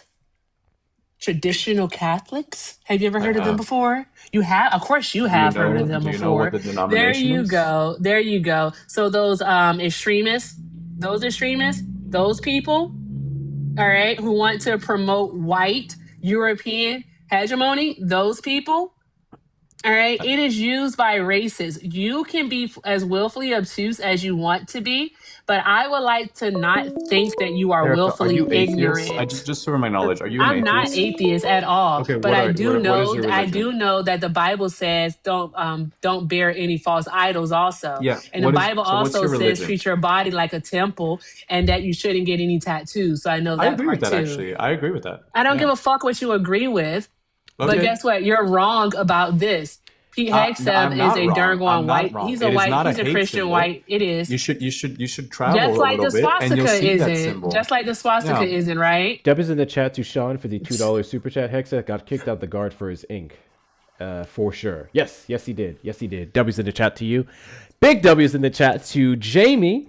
Big W's in the chat to Jamie for the 50 to get us started off. This guy gives me the ick and has me considering celibacy. Get him out. W's in the chat to you. I'm gonna need to see the bigliest W's in the chat to Jamie. I appreciate your support, guys. The pool is up to the links in the bio. I also want to make this other point really quickly. I feel like it's easy to draw the comparison or the relation of the Crusades and the symbols to Pete Hegseth's literal rhetoric and actions in the Department of War. I feel like this is something that we're really leaving out of the conversation. Also, I actually learned something interesting today because I decided to look up specific groups, the ones you said I couldn't name, which you're absolutely right. I couldn't give you the very specifics of every aspect of the Crusaders. So I actually looked up a couple here, and boy, oh boy. Whoo! I'm probably butchering this word here. The Albigensian Crusade. So you are back on the Crusaders, right? This shit is wild. They did some crazy stuff. Anything that the the Catholic Church deemed like too crazy, too out there, gone out the paint. Mind you, this is a demographic of people that hates gay folks. I'm not going to associate with this Mormonism, but obviously this is one of the issues with religion where Mormons were like, black people are inferior. All these different things. So it's like, I don't know, man. I don't know if you want to die on the hill of defending Crusaders and their associations with the cross. It's not about defending Crusaders. It's about understanding what the symbol is, because you'll find that symbol in churches to this day. It's not a hate Sherlock. symbol. I literally watch it. Well, I where do you literally find- look where do you at find it swats- on okay. people's goddamn whatchamacallit. Amazing. People So wear where do you- pendants where do for you it. find? So you're trying to equivocate that to swastikas. Do you find swastikas in religious sites? Do you find swastikas on people In the United States, I have yet to see one.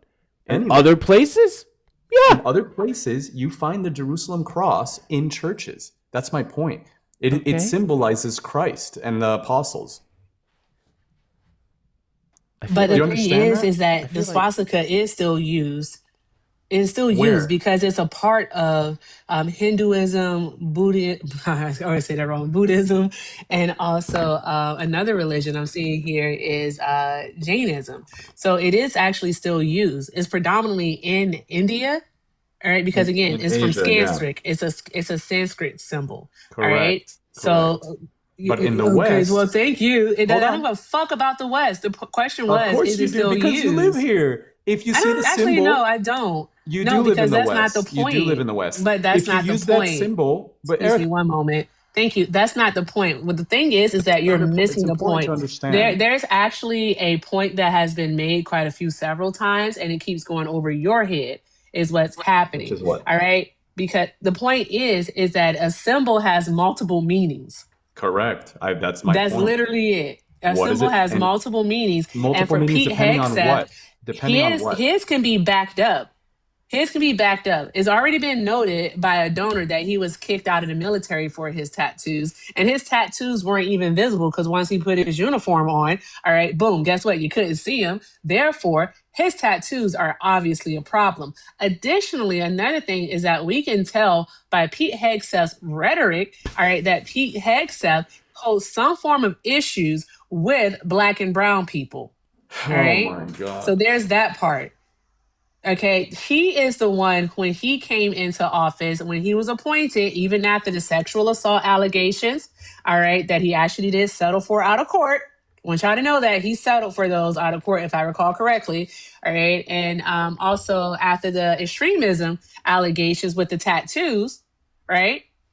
He still was appointed and he fired a 4-star general, a Black man by the name of C.Q. Brown.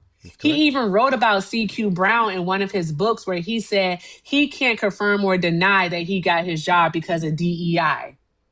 As if a person with over 40 years of experience, all right, who led the mission. What was the mission that he led? It was like to get rid of some group that he led. What was it, ISIS? It was one of those groups that he led to get rid of that terrorist group. He did a fantastic job. It was his idea. He saw the plan through, but yet some way, somehow, he was the one that wasn't qualified. And then they put a guy who has a lower rank than him in as the Joint Chiefs of Staff, who tried to take credit for what C.Q. Brown did.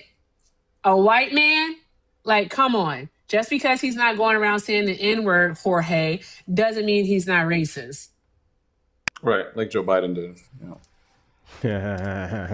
Joe Biden said the N-word? You mean when he was reading a quote? When he was reading what a conservative had said, what a Republican had said? He really doesn't and he like was reading that context. quote. He does not like context. He doesn't even understand what it is. Thank you, Jamie. No, it's you that despises context. But yeah, Sure. I'm gonna deflect. I'm gonna point it back at you. Yeah, that's what I'm gonna do. It is because you here. seem to think that the swastika is just a holy symbol in the West. So please go around. I mean, and maybe Who said that the swastika was just a holy symbol in the West? You said it. You said that it was a religious symbol. I feel like I literally said it was a religious symbol. Abroad, it's shown in churches and it's protected specifically in other countries when it comes to Buddhism and so on and so forth. It's protected when it's put up for educational purposes, but I just looked it up here. There's a couple countries that have very heavy laws, Germany, Australia, so on and so forth. When it's intentionally put up, when it's able to make the correlation between its intentional usage and its direction or correlation to Nazis, you're fucked. So again, this is put up in churches outside of the United States, and it can even be put up in churches here, based off everything I'm reading. People don't, but they can. Are you talking about a swastika? Yeah, legally you can I'm put saying it up. for religious representation. Obviously, it's protected under the First Amendment. I'm saying specifically when it is championing a faith or Buddhism, it's still protected. So Sure. No, good luck with that. Hey, I mean, maybe you could tell Graham that maybe he should just use that instead of the skull and crossbones, or maybe he'll have more luck with that because it seems like you guys are pretty sympathetic to it. So that's good. What? Yeah. Kind of. What was that? What kind of that's deflection? What we were talking about. We were talking about That's Graham. that It's was not a really awful straw man that you just did. It's not a straw man. No, that was really bad. So that was bad. really bad. I'm gonna keep talking though. I think that's crazy that you always think that you can start talking with someone else. You know what happens? I've been listening the entire time, so I know what the conversation was before I came up here. So with that being said, I'm gonna keep talking so that you don't continue to talk while I'm talking. Good grief. Sure. You don't have to interject every single time. This is what they do, Hector, when they start you had no to problem. lose. You This talked is over literally me. what they keep doing You literally talked when they over start to lose. There we go. Lose what? Shushies now. Shushies. I can do this for a very long time. Oh, no. I can. Shushies now. Oh, All right, no. control yourself. You got to click All me. right, exercise some of the Click me, decorum, click me. young man. No, There you okay. go. Hey, this is them See, running. I want you to know that when they look at that. start doing this, this is them running because he No, knows he's wrong. It's not a usually you false kick me. equivalency to say that, yes, Erica, all right, the Jerusalem cross, all right, is the a last three symbol times in a religion. Yes, just you like have the to kick me. swastika is a We never symbol in denied that. religion. All right, that is Very the thing. No cool. one denied that. All right. Very Now the cool. next part of it is that both of those religious symbols have been co-opted, all right, by far right white supremacists and or Uh-huh. white Christian nationalist groups. That's the All socialist right, stuff. we saw the Jerusalem cross at the Unite the Right rally. The Proud Boys, all right, they sport that derg on cross. They do. No one's going to sit here and say that either of those groups, all right, do not deal in racism and bigotry. That's simply not what we're going to say here because you would be lying. Additionally, another thing, all right, is that no one ever made the claim that the swastika was used freely and willy-nilly in the West. No one said that. I don't know why You you were would even try to equivocating. claim that. No one equivocated You were that. equi- That you were is you having, you don't know But what it's fine. It's equivocating fine. is. If you knew You can what run from your equivocating is, then by I all would run too. means, Yeah, you I would would. know that wasn't the case. It was absolutely. Because I It was literally absolutely mentioned the before case. I had to step away that it was Sanskrit. And then Hector stepped in and let you Sanskrit. know, all right, that it was actually something that is used in Buddhism and Hinduism. So there's that part. And another one with a J. What you're doing right now is kirking out because you know that you're wrong. I was right. Thank you, If you had the ability back to that up, too. actually stand on your darn on argument, then by all means you wouldn't behave this way. But every single standing time you on it. come into these spaces, what you do is you prove yourself wrong just by talking. Erica, you score Yeah, shut every up. time You want to you know bring how up we data, got back here? You want to know how we you got score here? an own goal every Sure. time. I got to talking about how Donald Trump had to pay E. Jean Carroll her $5.3 million. Shout out to E. Jean Carroll today. And the Supreme Court, not even hearing his appeal, confirmed the fact that he raped her. And then he tried to water down. I don't care about that. Oh, he wasn't convicted, blah, blah, blah, yada, yada, yada. Then I started to talk about the circumstances surrounding the case. And he said he's debated this no more than 10 times and still had the nerve to say that E. Jean Carroll said that she found rape sexy. Yeah. He then tried to Among other respond things. with Tim Walz pardoning a sexual assaulter and then Graham Plattner's tattoo, which obviously one of those things aren't like the other. But I digress. Looked up the Tim Walz case. Turns out Tim Walz is a part of a 3-panel board in the state that would decide on clemency. And for this person who served their time, went through all the programs, and even got a letter of recommendation for the clemency by the victim, which I think is fucking weird, but it's none of my business. These were all of the reasons used as to why they pardoned this individual. And then with Graham Plattner, obviously, we're not even talking about rape. Well, now there's a rape case, but then you couldn't possibly mention anything about that because we got him about the paint very fucking fast. These were the examples he tried to give to defend his support for a rapist, Donald Trump, and calling it selective outrage. That's how we got here. You're mischaracterizing the whole thing, but yes. What did I lie on? I'm sorry, what did I lie on?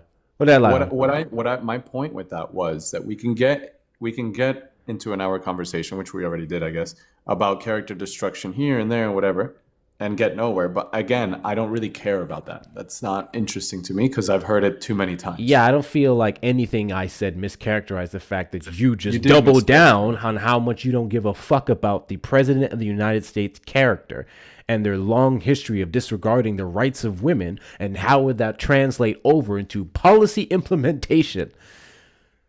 Mm-hmm. So what does that have to do with the policy? What does it have to do with policy? Yeah, when the you're saying president of the it United transfer- States, once again, Well, you're has a saying it long transferred over documented to the history policy. of disrespecting women's rights and their bodily autonomy, Uh-huh. that would go as far as to showing up in his rhetoric, in his endorsements, we all know Well, over in his that, policy, and he's in his actually policies. protected. Right, so in That's his policy, fucking he's actually wild to me how you protected. cannot make that correlation there. Well, the correlation's simple. He's actually protected women's rights in his policy. So it's this is what I find so interesting is that this president has actually gone through great lengths to put in executive orders and whatever bills to actually protect things like women's sports and women's spaces. And I think that's positive. Do you think that's positive? When in doubt, transphobia. It's not transphobia. Been backed in the corner. Transphobia. It's not even backed in a corner. It's just common sense. Love it. Love it. The disregard for women reporters. Broad support the on both false sides. the false things that he ran Broad off of victory. doing, such as say having the government subsidize IVF to encourage more women having babies, and then walk that shit back in 0.2 fucking seconds. What do you mean he did do that? He just this dude is ridiculous. Yeah. What's Really ridiculous? is. He didn't do that, by the way. He also ran off. What did he say, Erica? I will protect women whether they like it or not. That was weird. Yeah, he said that. was real Everybody's fucking like, weird. we good. You don't gotta protect us. We good. Weird. But seeing how since he's been in office, he hasn't done anything to actually protect women. He's done nothing but cause harm. There's that part. Advocating for legislation that would further disenfranchise them disproportionately, women with the SAVE Act. Yeah. The SAVE Act? Fascinating. You guys are against the SAVE Act? Holding too? up on housing Yeah, the Save America affordability Act. by God. not signing the 21st Century Road to Housing Act solely because he wanted to make a No, point he and pushed stick that. it to the libs. He pushed that. No, it wasn't sticking. It was going He to pass no literally matter did. what. It was He trying to literally get the said SAVE it was Act. a yawn compared to the SAVE Act. Hey, Hector, since we mentioned a policy because of course he couldn't mention one, right? Yeah. So what I did have mention for it. him is to tell us what will be the benefits of the Save America Act, Jorge. What do you mean to get to have I'm voter ID sorry. to I vote? think when I ask a person what are the benefits of something, they clearly can answer what the benefits Yeah, maybe are. you can clearly What hear. are the benefits of the Save America Act? When I'm asking which portion of it, the requirement. What are for the people, benefits of the Save America Act? I The feel like that's requirement It's really for simple. people- the requirement not for people hard. to have an ID when they It's vote not in hard. different states. It's called election integrity. That is the benefit. It's called election integrity. That's hilarious. That is the benefit. Yes. That would be the You- benefit. do you think Hey, it's Hector, do you think it's speaking of common sense election for people integrity- to have? Do you Hey, think it's Hector. common sense for people to have Sorry, their sir. IDs to You vote? answered the question. You said election. I You did said answer election it. integrity. Okay. You said election integrity. Sure did. Okay. So, Hector, my question for you would be, friend, is that since 2020, when it comes to incidents of the festival fraud, right? Mm-hmm. What party affiliation have those convicted held? To my knowledge, a large portion of that was for Republicans and people who voted for Donald Trump. Yeah, you're right. You're right. I remember that. Yeah. I remember just recently, I think I shared it somewhere and I want to find it because it's my understanding that this guy out here in Arizona, right, who was a part of Turning Point USA, super duper MAGA guy, all right, was recently arrested, all right, for festival fraud. We'll call it festival fraud. You know what he did, Hector? What'd he do? In order to qualify for the ballot, you have to get a certain number of signatures, right? Mm-hmm. He forged people's signatures. All right, even forging the signature of a deceased woman. That's what he did. Wasn't there that Yeah. lady who really wanted Donald Trump to win the 2020 festival and then use someone else's ballot? What was her name again? Let me find her name. Ooh. Yeah, that's crazy.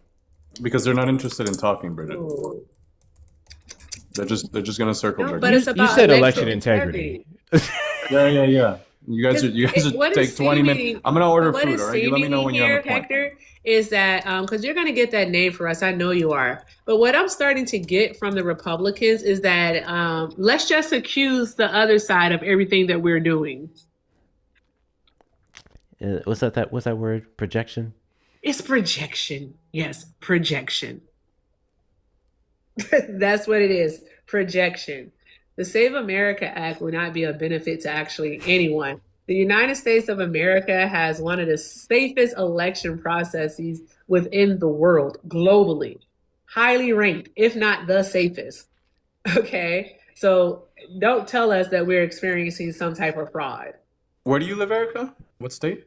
None of your business is what state I live Okay. in, because it's not Okay. relevant. So maybe just speak for yourself, right? It's not relevant. It is relevant.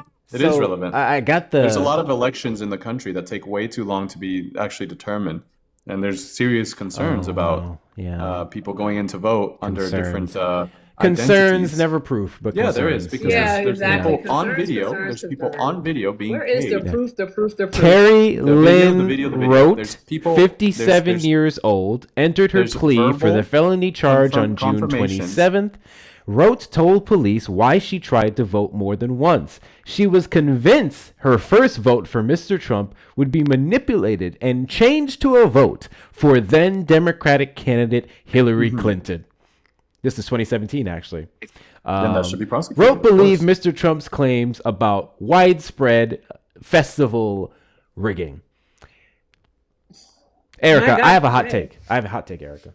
I got another one for you before you give your hot take. May I do this one? Yeah. All right. Did you know that in 2024, all right, a Georgia Republican by the name of, what was his name? Let me make sure I get his name right. Brian Pritchard.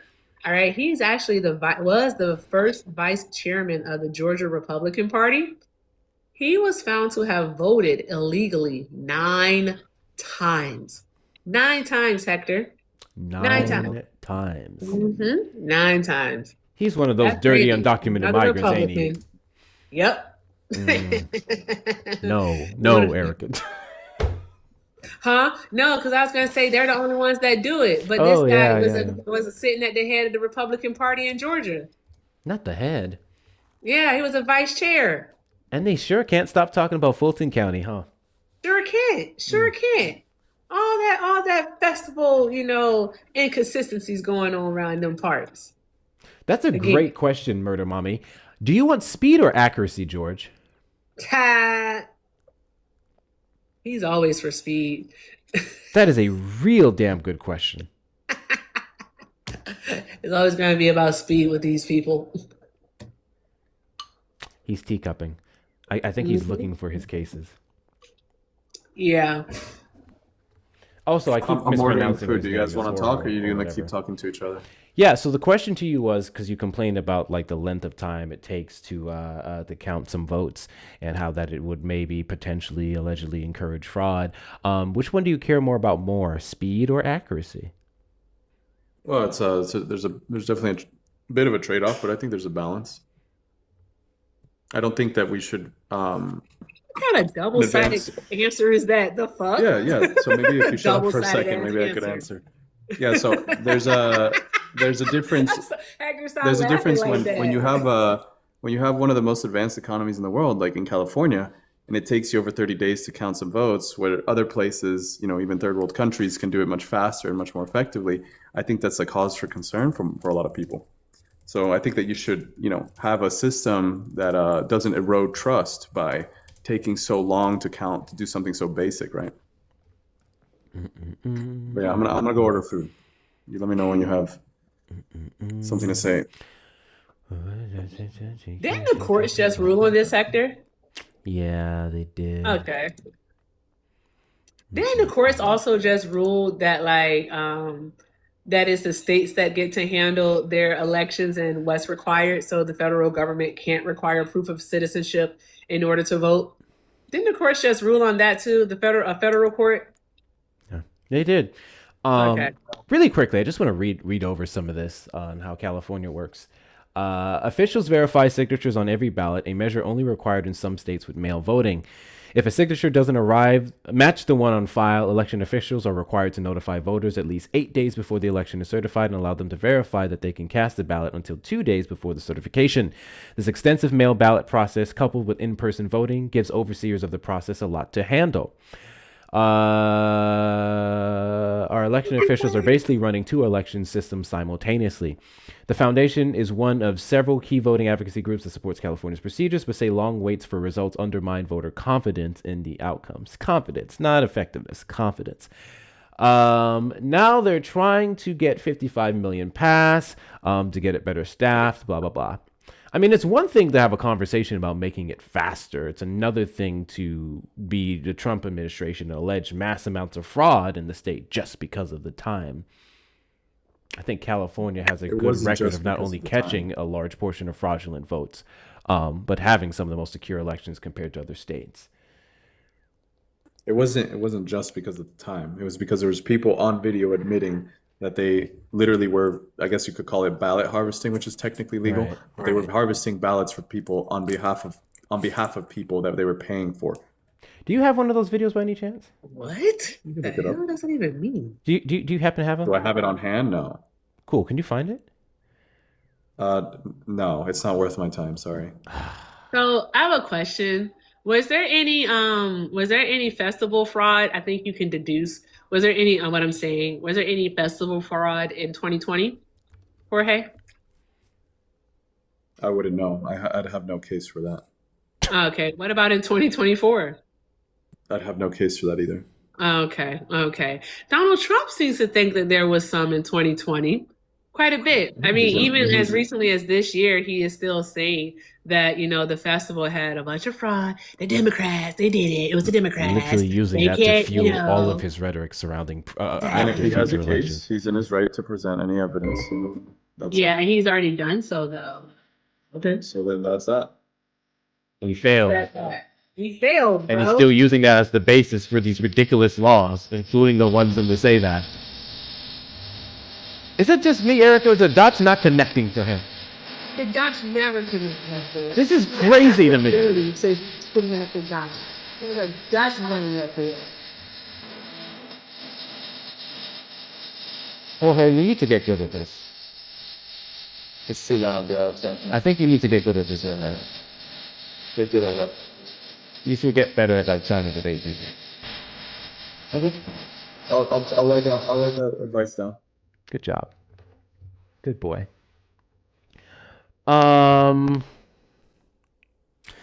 W's in the chat to Nina for the $5 Venmo. Good to have you back. Haven't seen this moron in a minute. Drop. Yes, I had a fantastic break, and now I'm going full throttle on these streets again. Thank you so much, Nina. Big W's in the chat to, I think we already read this, Jamie. I'm going to read it again. Fuck it, because we love Jamie. For the 50, this guy gives me the ick and has me considering celibacy. Get him out. Big W's in the chat to April for the $45 Cash App. Not today or any day, Jorge. You guys got to correct me every fucking time I say George. I'm upset with y'all for the amount of times you heard me say George and you didn't fucking say anything in the comments. I'm disappointed in you correct guys. He might go by both. You're right. You know what? You are. Never mind. I'm not going to get on his ass. He didn't correct me. Never mind. W's in the chat to you. Thank you so much, April. And W's in the chat to Jamie. Thank you so much, Jamie. There's two Jamies. These are two separate Jamies. Once again, for the $50 Venmo, please kick the white nationalist. He makes my migraine worse. Well, I'm sorry you have a migraine. How are y'all? Drink some water. How are you listening into this live? Thank you. That's literally what I'm sorry. I love Hector, but I be turning my phone down sometimes. Like, goddamn, bro. Are you okay? I'll tell y'all right now. I love my friends, okay? My Ericas, my Steves, my Bills, my Pickle, all these different creators. I love them. But there's so many times where either they just have that one just horrible guest. I would literally I want to be here. I want to support them. I want to have my presence. I know, just turn that volume down, bro. Or I'll do it on my backup. I'll join on my backup. I have my backup in there while I'm doing other shit. I'm there to support, but I can't stand the guests. Or, I don't know, they're just having like a down period or something. I'm just like, I gotta go do something else. It's tough. Whew, please take care of that migraine. But Drink some water. I'll give her this. If it's a distraction, maybe, from the migraine, because that's how I am. Like sometimes I'm in pain, so I need something to distract me from it. I can see that point too. He was in another live before he was dropped. Oh yeah, Jorge makes the rounds. He does rounds. I'll be scrolling into random lives and I'll see him up there arguing shit. And the crazy thing about Jorge is, and I don't say this about a lot of Trump supporters, he's not stupid. Jorge is not a stupid person. He does know things. He's just selective about it. You ever have that happen, Erica, where someone comes up and you're like, you're not stupid. Like you clearly, you're well spoken, you know things, but you're not doing it right. You're applying shit wrong. And it's like, why? Yeah. Are you asleep, cheesy quesadilla? Knock the fuck out. That's what I'm talking about. I hope you have a good night's sleep and you have good dreams. They knocked out. Oh yeah, they out cold. Whoop. Thank you guys so much for the support. You no longer have to worry about Jorge coming up in here. I feel like I've argued with him on several things on my live and yours.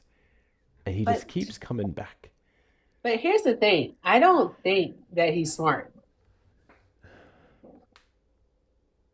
I don't. I think he's stupid. I do. I think he's stupid. And the reason why he is that way is because of the fact it's not just a comprehension issue with him because he can't make dots connect. Right. And also, I don't think people who are just contrarian for fun are smart because to be a contrarian such as that, you have to be willfully obtuse and willfully ignorant, which in my opinion makes you stupid. So no, I don't think that he's smart at all. I don't disagree with that. I would just only say when I say that he is smart, I don't believe with a lot of these guys that they can't connect the dots. Because we see them connect the dots with other things. We see them connect the dots with Democrats. We see them understand basic things when it's the opposing side. But going back to what you said about the willful ignorance, yes, I do think willful ignorance makes you fucking stupid. 6,000%. 6,000%. Like the ability is there, but they have his dick so far down their throat and up their bum that they refuse to accept anything else. She wasn't ready. What? How we get here, friend? I'm sorry. Trump supporters have a homoerotic relationship with him. No, I honestly, it's weird, Hector. It's like they want the affection of their dads. It's something weird here. It's just so weird. It's like, I don't know why. Donald Trump is ugly as hell. I ain't gonna hold you. The man is unattractive. He is ugly. But they think he's a friggin' god. And it's so weird to me. It's like, what? And I'm trying like, what? He ugly, yo. Daddy complex? I think that's it, Tay. I think that's it right there. It's that or they want to be him. So here's the thing about that. Over. Here's the thing about that, Carr. Please correct me on how to pronounce your name in the comments. It's Care. It's Care. Okay. I've always looked at people with. Well, no. I guess I just grew up different. I grew up very different from other people. I never looked up to celebrities. I don't look up to celebrities now. I have some of my favorite celebrities and what I like about them, but it has nothing to do with their status and wealth. For one, if anything, I try to look more at regular people than celebrities because as far as I'm concerned, every single person. No, Viola Davis has a fantastic quote on this. Hold on. What was her quote? She had a quote on privilege or something along those lines, and she was basically saying, the only difference between me and other people is that I had the opportunity, or the circumstances for me were different that allowed me to be here. Basically, it was to say that there are so many people, and every one of us know that person. I don't care what party or whatever. Everyone knows a person where if it wasn't for their circumstances or this other weird factor, they would be famous, they would be in tech, they would be somewhere, right? Every one of us knows that person who is fucking brilliant and amazing, and they just need the right audience, the right spotlight. We all know that fucking person. So I really love, let me see if I can find the quote. I'm going to find the quote because I can't say it as good as she did. My uncle was like that. May he sleep in peace. He was like that. He was extremely smart. It's just that, the stuff got a hold of him. You know what I mean? And I'm trying to tell people, that's why I always tell my son, like, one event in your life can change it. Like my uncle, he was super smart. He was a nerd. And he wasn't into the streets or anything of that nature, right? And what happened to him is that it was some kids that were bullying him. And he decided one day to protect himself. And he ended up stabbing one of the kids that was bullying him. And this was like in the 70s, early 80s. And he ended up going to a juvenile detention center, right? And that was his life, from not in prison or anything like that, but just like his life was completely changed from that one incident. That one incident. Like that. It really fucking sucks. It fucking sucks. So like, if you're a parent and your child's a bully, fuck you, all right? Fuck you. Like, fix yourself so that you can fix your fucking kids. so they don't be out here terrorizing and changing the trajectory of other kids' lives. How about that? Okay? Good grief. I'm going to be a good kind of bully, Hector. I'm going to be a good kind of bully. I'm trying to find the whole thing. I just want to play it. I'm just going to play it. I think that'd be a great way to sign out. I'm going to find her quote. Specifically, it was more so directed towards black women, actually. It was a fantastic quote. Let me see if I can find it. Dun, dun, dun, dun, dun. I have a song stuck in my head. What song? Caught up in the rush, slow, steady touch, baby, oh. It's Faith Hill. It's a country song. Well, country pop. Just to be. Man, the way I was singing in the car today, I know my mom's sick of me. I had to take her to an appointment. She is sick of me. The audience was no good. I mean, like, they didn't clap or anything. Right. I'm not going to put it up on the screen because, you know, TikTok be trying to flag the hell out of me. And as y'all see, I'm going through the whole suppression thing again. It's fucking annoying, but whatever.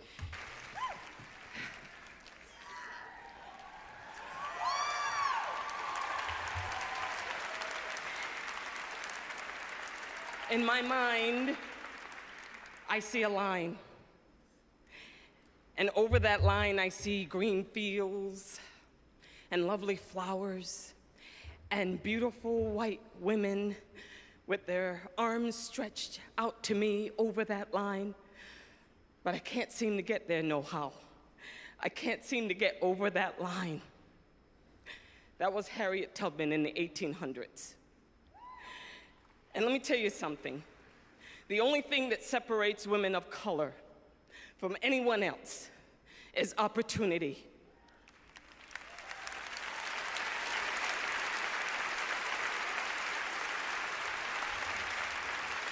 You cannot win an Emmy for roles that are simply not there.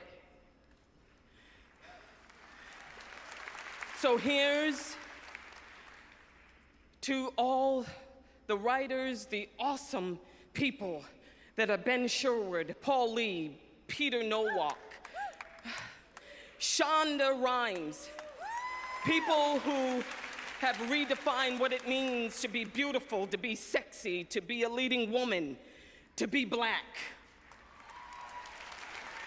And to the Taraji P. Hensons, the Kerry Washingtons, the Halle Berrys, the Nicole Beharies, the Megan Goods, to Gabrielle Union, thank you for taking us over that line. Thank you for the Television Academy. Thank you. And the Emmy goes. This goes back to what I was mentioning earlier about why I loved Kamala Harris's opportunity economy. We lost. Say something. Yes. Don't be mad at me. Don't be mad, okay? Don't be mad. Did you eat? I'm gonna tell you. Huh? Did you not eat? I eat food. I was eating. That's why I didn't request up earlier, because I was eating food. Okay. So I'm good. That's why my brain works, and I'm unmedicated. So anywho, don't be mad at me, okay? All right. Here's what I said. When she was saying the line about, what did she say at the beginning of it? The Harriet Tubman line. When she was saying that, I was like, you know what? I like when she be talking like a slave. And then as soon as I said that, she said it was a Harriet Tubman quote.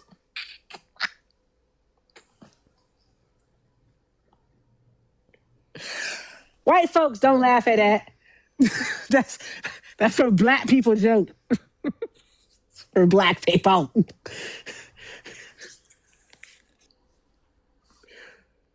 Mama girl, for real? No, don't be mad. Your mama girl said that dust is getting to your head. She's talking about the dust. But I said I like when she be talking like a slave. I said I liked it. Because I was like, why is she talking like that? I liked that. I liked that she was talking like a slave. And then she said it was a Harriet. Come on. I said, oh, shit. I did drive down to Tucson today, so it could be. It could be. We gotta get Erica up out of there, man. They're getting to her. That dust gets to her. She out here thinking she in the Wild Wild West. So. Come on. Now leave me alone. That shit was crazy. Oh, that's Anywho. funny. That is funny. Hey, let me see this real quick. YouTube, TikTok. This is for both of y'all, all right? Put a 1 in the chat if you've watched the series Homeland. Put a 2 in the chat if you have not. Put a 1 in the chat if you've watched the series Homeland. Put a 2 in the chat if you have not. I want to see something real quick. I don't like all these 2s. Like, I legit want to host an entire live just to talk about Homeland. So Homeland has been my new obsession. Okay, it was like, I think it was a Showtime series, one of those, and then it's now on Netflix. It ran from 2011 to 2019. It's so good. It's so good. It's so good. 1.2. Some of it's too gross. Gross? What do you mean gross? I think she's thinking of The Boys, not Homelander, but Homeland. Okay, so Homeland, I'll just give you a synopsis. I'm trying not to spoil anything because I'm so excited and I want to spoil everything. I won't, obviously. So Homeland is a series that follows the story of Carrie Matheson, who is a CEI agent, and basically her and the CIA work with other partners, whatever, to protect the United States. And the interesting thing about the show, what I love about the show, is that it presents it in a very accurate light. I love those series that delve into U.S. agencies and U.S. foreign policy accurately. Like, they didn't pull any punches. First off, we ain't shit as a government. We ain't shit. And secondly, when they actually have like former agents and stuff and former assets actually write the series or contribute to the writing of the series, you can fucking tell. It's so good. But I recommend it to a lot of people. And Carrie Matheson, the main character, she's like a hit or miss. Like, I initially fucking hated her. But like, she's one of those characters who does a bunch of stupid shit, but you can't deny that she's goddamn good at her job. And then now I'm in season 6. And again, I can't talk about this anymore with y'all. But basically, season 6 so far has been like my favorite season. Not only because of how much it relates to what's happening today, what happened in 2024, but I also think in a way it gives us some insight into some of the battles that Kamala Harris would have fought if she won. And that's all I can say. I have to leave it there. I think it's really good. I will give this one little disclaimer. If you're one of those people who gets especially irritated by that other main character who just can't seem to fucking die and they're kind of played out, you're going to have to bear with that for about 3 seasons. That's all I'm going to say. Afterwards, you're good. But yeah, it's so good. It's so good. I strongly recommend Homeland to a lot of people. No Islamophobia? Well, see, that's the thing about it. That's the thing about it, April. I don't think it doesn't run from the Islamophobia. It highlights it. It shows that it's bad. That's the whole point. It talks accurately about what took place after 9/11 and how those groups were persecuted. And then it displays it in a way that, yes, could be rough to watch, but that's the whole point. And that's what I like about it. It doesn't pull any punches in that regard. It's pretty good. It's pretty good. I'm shocked you like it. Why are you shocked that I like it? Oh, hold on. Someone is in the request. This is a friendly. Fuck it. We have friendly time. I don't care. Why are you shocked that I like it? What kind of shows do you think I like? Now I'm going to put you in the hot seat, Kurt. I'm going to put you in the hot seat, Kristen. What kind of shows do you think that I like? Hi, Aries. What's up? Hi. Does Aries know she's up here? Aries Diva?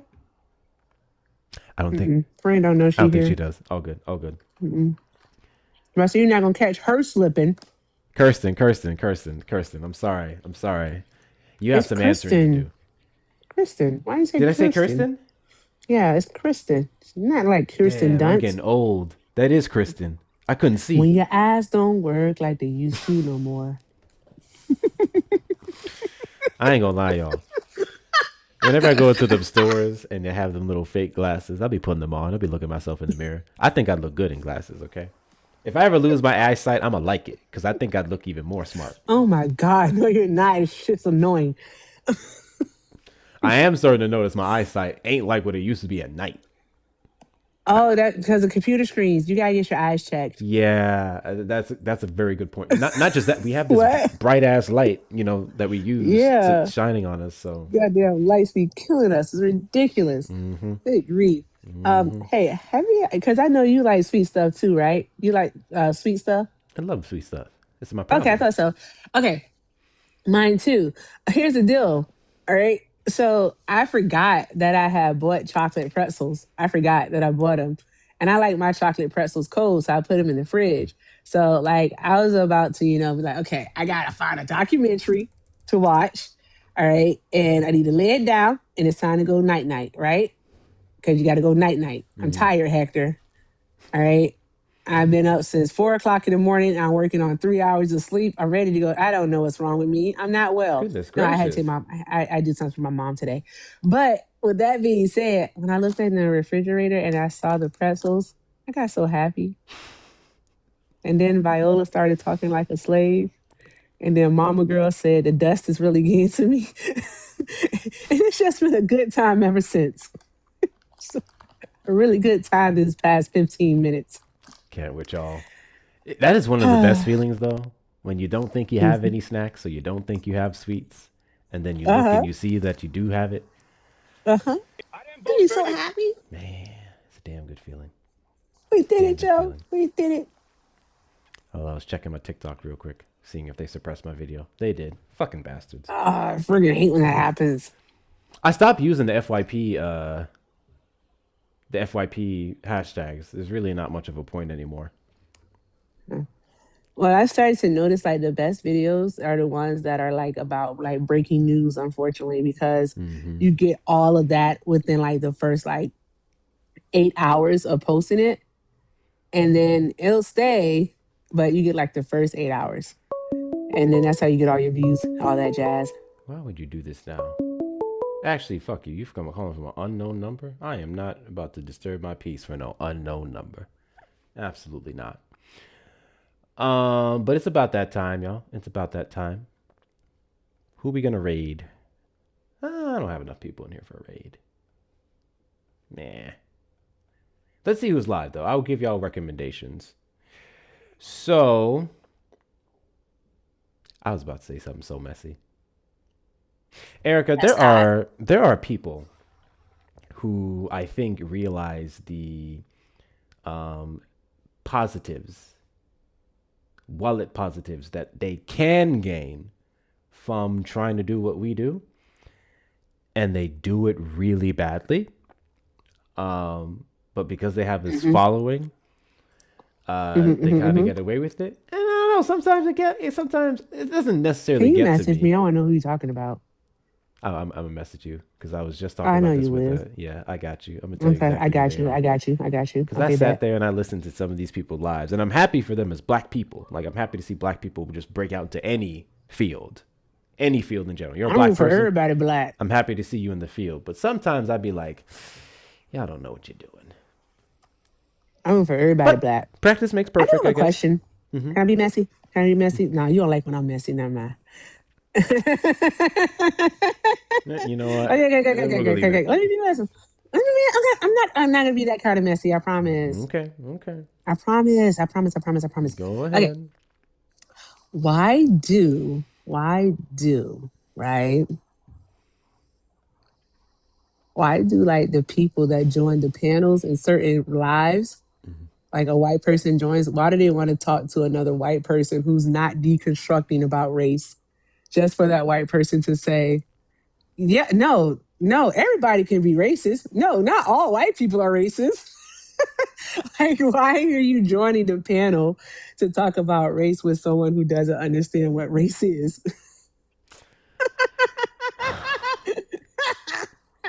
You know, I'm ridiculous tonight. I'm delirious. No, I'm sorry. Sorry. Oh, that was me. Yeah, I was trying to fix this. Gucci, stop being messy. So, who said that? See, don't do that. I do think that is it is interesting to see how many of certain mutuals that I'll see circulate panels with people who talk about race, like almost lean towards talking about race sometimes, but then they really can't go past a certain, you know. I do my best to only speak on shit that I can.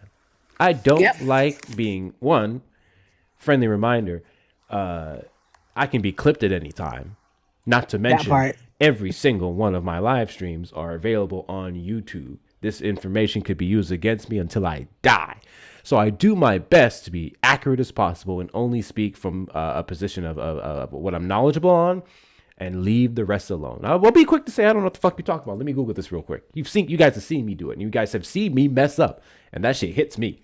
I'll be thinking about it. Oh, I'll be going to bed, still be like, God damn, how the fuck you get that wrong, nigga? I'll be doing that. So it kills me sometimes, specifically with white creators. Again, especially the ones that lean towards having racial conversations with not only ops, but other leftists. And then they, if anything, misrepresent the black community, misrepresent other communities. They say some very ignorant shit that oftentimes a black creator or black person has to then go up and correct. It's weird. It's weird. And my whole thing is that, because I understand that, like, you maybe feel more comfortable talking to another white person about it, but it's like Hector said, like, the incorrect information is what bothers me, because when you get the incorrect information, what ends up happening is that people take that. They don't just spread it on TikTok. They take that outside and they spread it on outside to their family, to their friends. And it's become a thing because, no, black people cannot be racist. Black people can be bigoted. All right. But black people cannot be racist. All right. It's not a thing.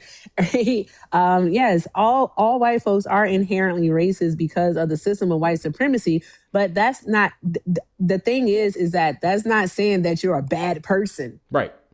That's not what that's saying. It's saying it's simply because of how society is structured and how you are conditioned, even before you are born, which is the crazy part. Even before you are born, you have an advantage. When you're in your mother's womb, you have an advantage, which is absolutely insane to me, but it's simply the system that we live in. And then that's all that we're saying. And so it's just, but what you do is when you are aware of it, what you do is you start your journey to deconstruct. All right, there's a creator up here. I'm going to say a name. His name is John Brown. I would say if you want to talk to somebody, a white person, if you're white and you want to talk to another white person about racism, all right, what it is and like deconstructing, go talk to John Brown. You know what? He hosts a live. He's awesome. I didn't know he goes live. I didn't even know who he was up until Steve's panel. It was Steve's panel the other day where he got up on there and he talked about how he took a break and he was back. And he said some shit in that little time he was up there. I was like, damn, that man cooking.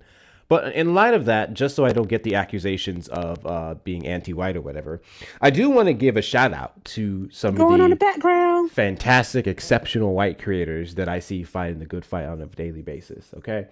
So some of my favorite white creators that I typically in no way, shape, or form ever am uneasy about when the racial conversation comes out. First off, is always going to be my number one. Facts Still Matter. Steve, Facts Still Matter. I absolutely love how he talks about us and will not talk about certain things. I appreciate people who know where the fucking line is. That's a big thing. Steve quit to say, that's not my place. He really is. He'd be like, nope. 6,000%, Kristen. Kristen, yes, I got it right. Ford News. You guys have seen him panel with me a lot. I think he's fantastic. I would say, what's the name? Fucking Monica. I think Monica does an exceptional job. Just Monty does her username. I think Mermaid Ari does a really good job. I'm trying to think of some other people. And if I don't name you or anything like that, please don't think that I don't think you're doing a good job. I'm just kind of tired right now.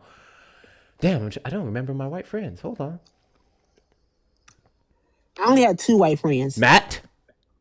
Politics with Matt. That's one. Politics with Matt does a really good job. What about me? Who the fuck are you? Zay. You go live? Zay, since when are you white? I always thought Zay was black. I'm confused. I think they playing. Zay, stop. Zay, please. Zay, please. What are we doing? What is happening, Zay? I would say, y'all mentioned some names down there. I'm not going to respond to some of these because I don't want to start no beef. I will say I have 2 Brett white Cross. friends. I have two white friends. Don't tell Steve. Matt, Matt, and Dan. I'm just joking. I like saying that shit. I got two white friends. I miss Dan. I miss Dan too. I really do. Pearl Mania? Yeah, I know Pearl Mania. Yeah, I watch his videos all the time. I follow him on everything. He's cool, but I'm more so I'm talking about in the live spaces, the debate spaces specifically. Yeah. Oh, I gotta find a guy that I came across the other day, just yesterday. He does really, really like friggin' great videos, bro. Like his videos are super dope. The editing is superb, and but he's very informative. So I gotta find his video. I think I reposted one. I'll find it and send it to you, and then yeah. Like, he's so informative. I want to go back to what you no said. Shit with him. What I do now? You never fucking know. But no, I want to go back to what you said about white people being inherently racist, and that's not a knock to you. It's a knock if you choose to continue to be that way. No different from, fun fact, black people are inherently anti-black. Yep. Obviously, it's not the exact same, but no different from how we wouldn't demonize black people for that inherent anti-blackness. We don't do the same with white people, which is why you guys can't stop. You should stop taking fucking offense when we say that. The way some of these folks will lose their, I'm talking about leftists too, will lose their goddamn minds when you say that shit. I'm just like, why do you act as if we just called you a fucking hood warrior? Like, what? Chill, bro. Oh shit, that hurts. Or they try to do the cleanup of, well, I was raised in a community with a lot of black people, and I did this, and I marched alongside all these people in the Black Lives Matter protests, and I donated to Kamala Harris's campaign. None of that shit matters, bro. None of that shit matters, bro. Yeah. It's tough. It's tough. Anywho. Also, yes. Hector, when you said that all black people are inherently anti-black, Zay Hardhead in the comments, a white man, they put a boom in the comments. They said boom as if they were agreeing with you. That's crazy work. That's crazy. They got in their bio, Pan-Africanist. Stop fucking playing with me. Stop fucking playing with me. Also, I don't know Zay's pronouns, so I apologize. Actually, I don't know, so I'm gonna say them, they. So yeah, I don't know your pronouns, so I'm sorry, Fran. Got Pan-Africanist in the bio trying to play us. Is this? No, I know Zay. I know Zay. Oh, I don't know them. I don't know. Yeah, Not like that. They Anyway. got you, friend. Is that whiteface? It's white chicks too. Not the two. You know what? That is something that may take me to theaters. If they did a 2, I may go to watch it. Really? Yeah, I would go to that. They were so scary looking though. I didn't like that movie because I couldn't look at them. It scared me. No, for real. Something about when people wear like certain things on their face, I can't look at them. When I was a kid and we had a homecoming parade, the Norfolk State homecoming parade was a really big thing, right? And they would always have like these guys in like army fatigues, and they would always have like the camouflage painting, like face painting stuff on. Scared the shit out of me as a child. Like every year for a good 6 years, I was just afraid. Every time they would come down the line, I would like go into hiding. I can't watch people that have stuff on their face. Something's wrong with me. Now you know something about me that I didn't want to share. I'm leaving this place. I'm just too vulnerable. I'm just way too vulnerable tonight. I need to go to sleep.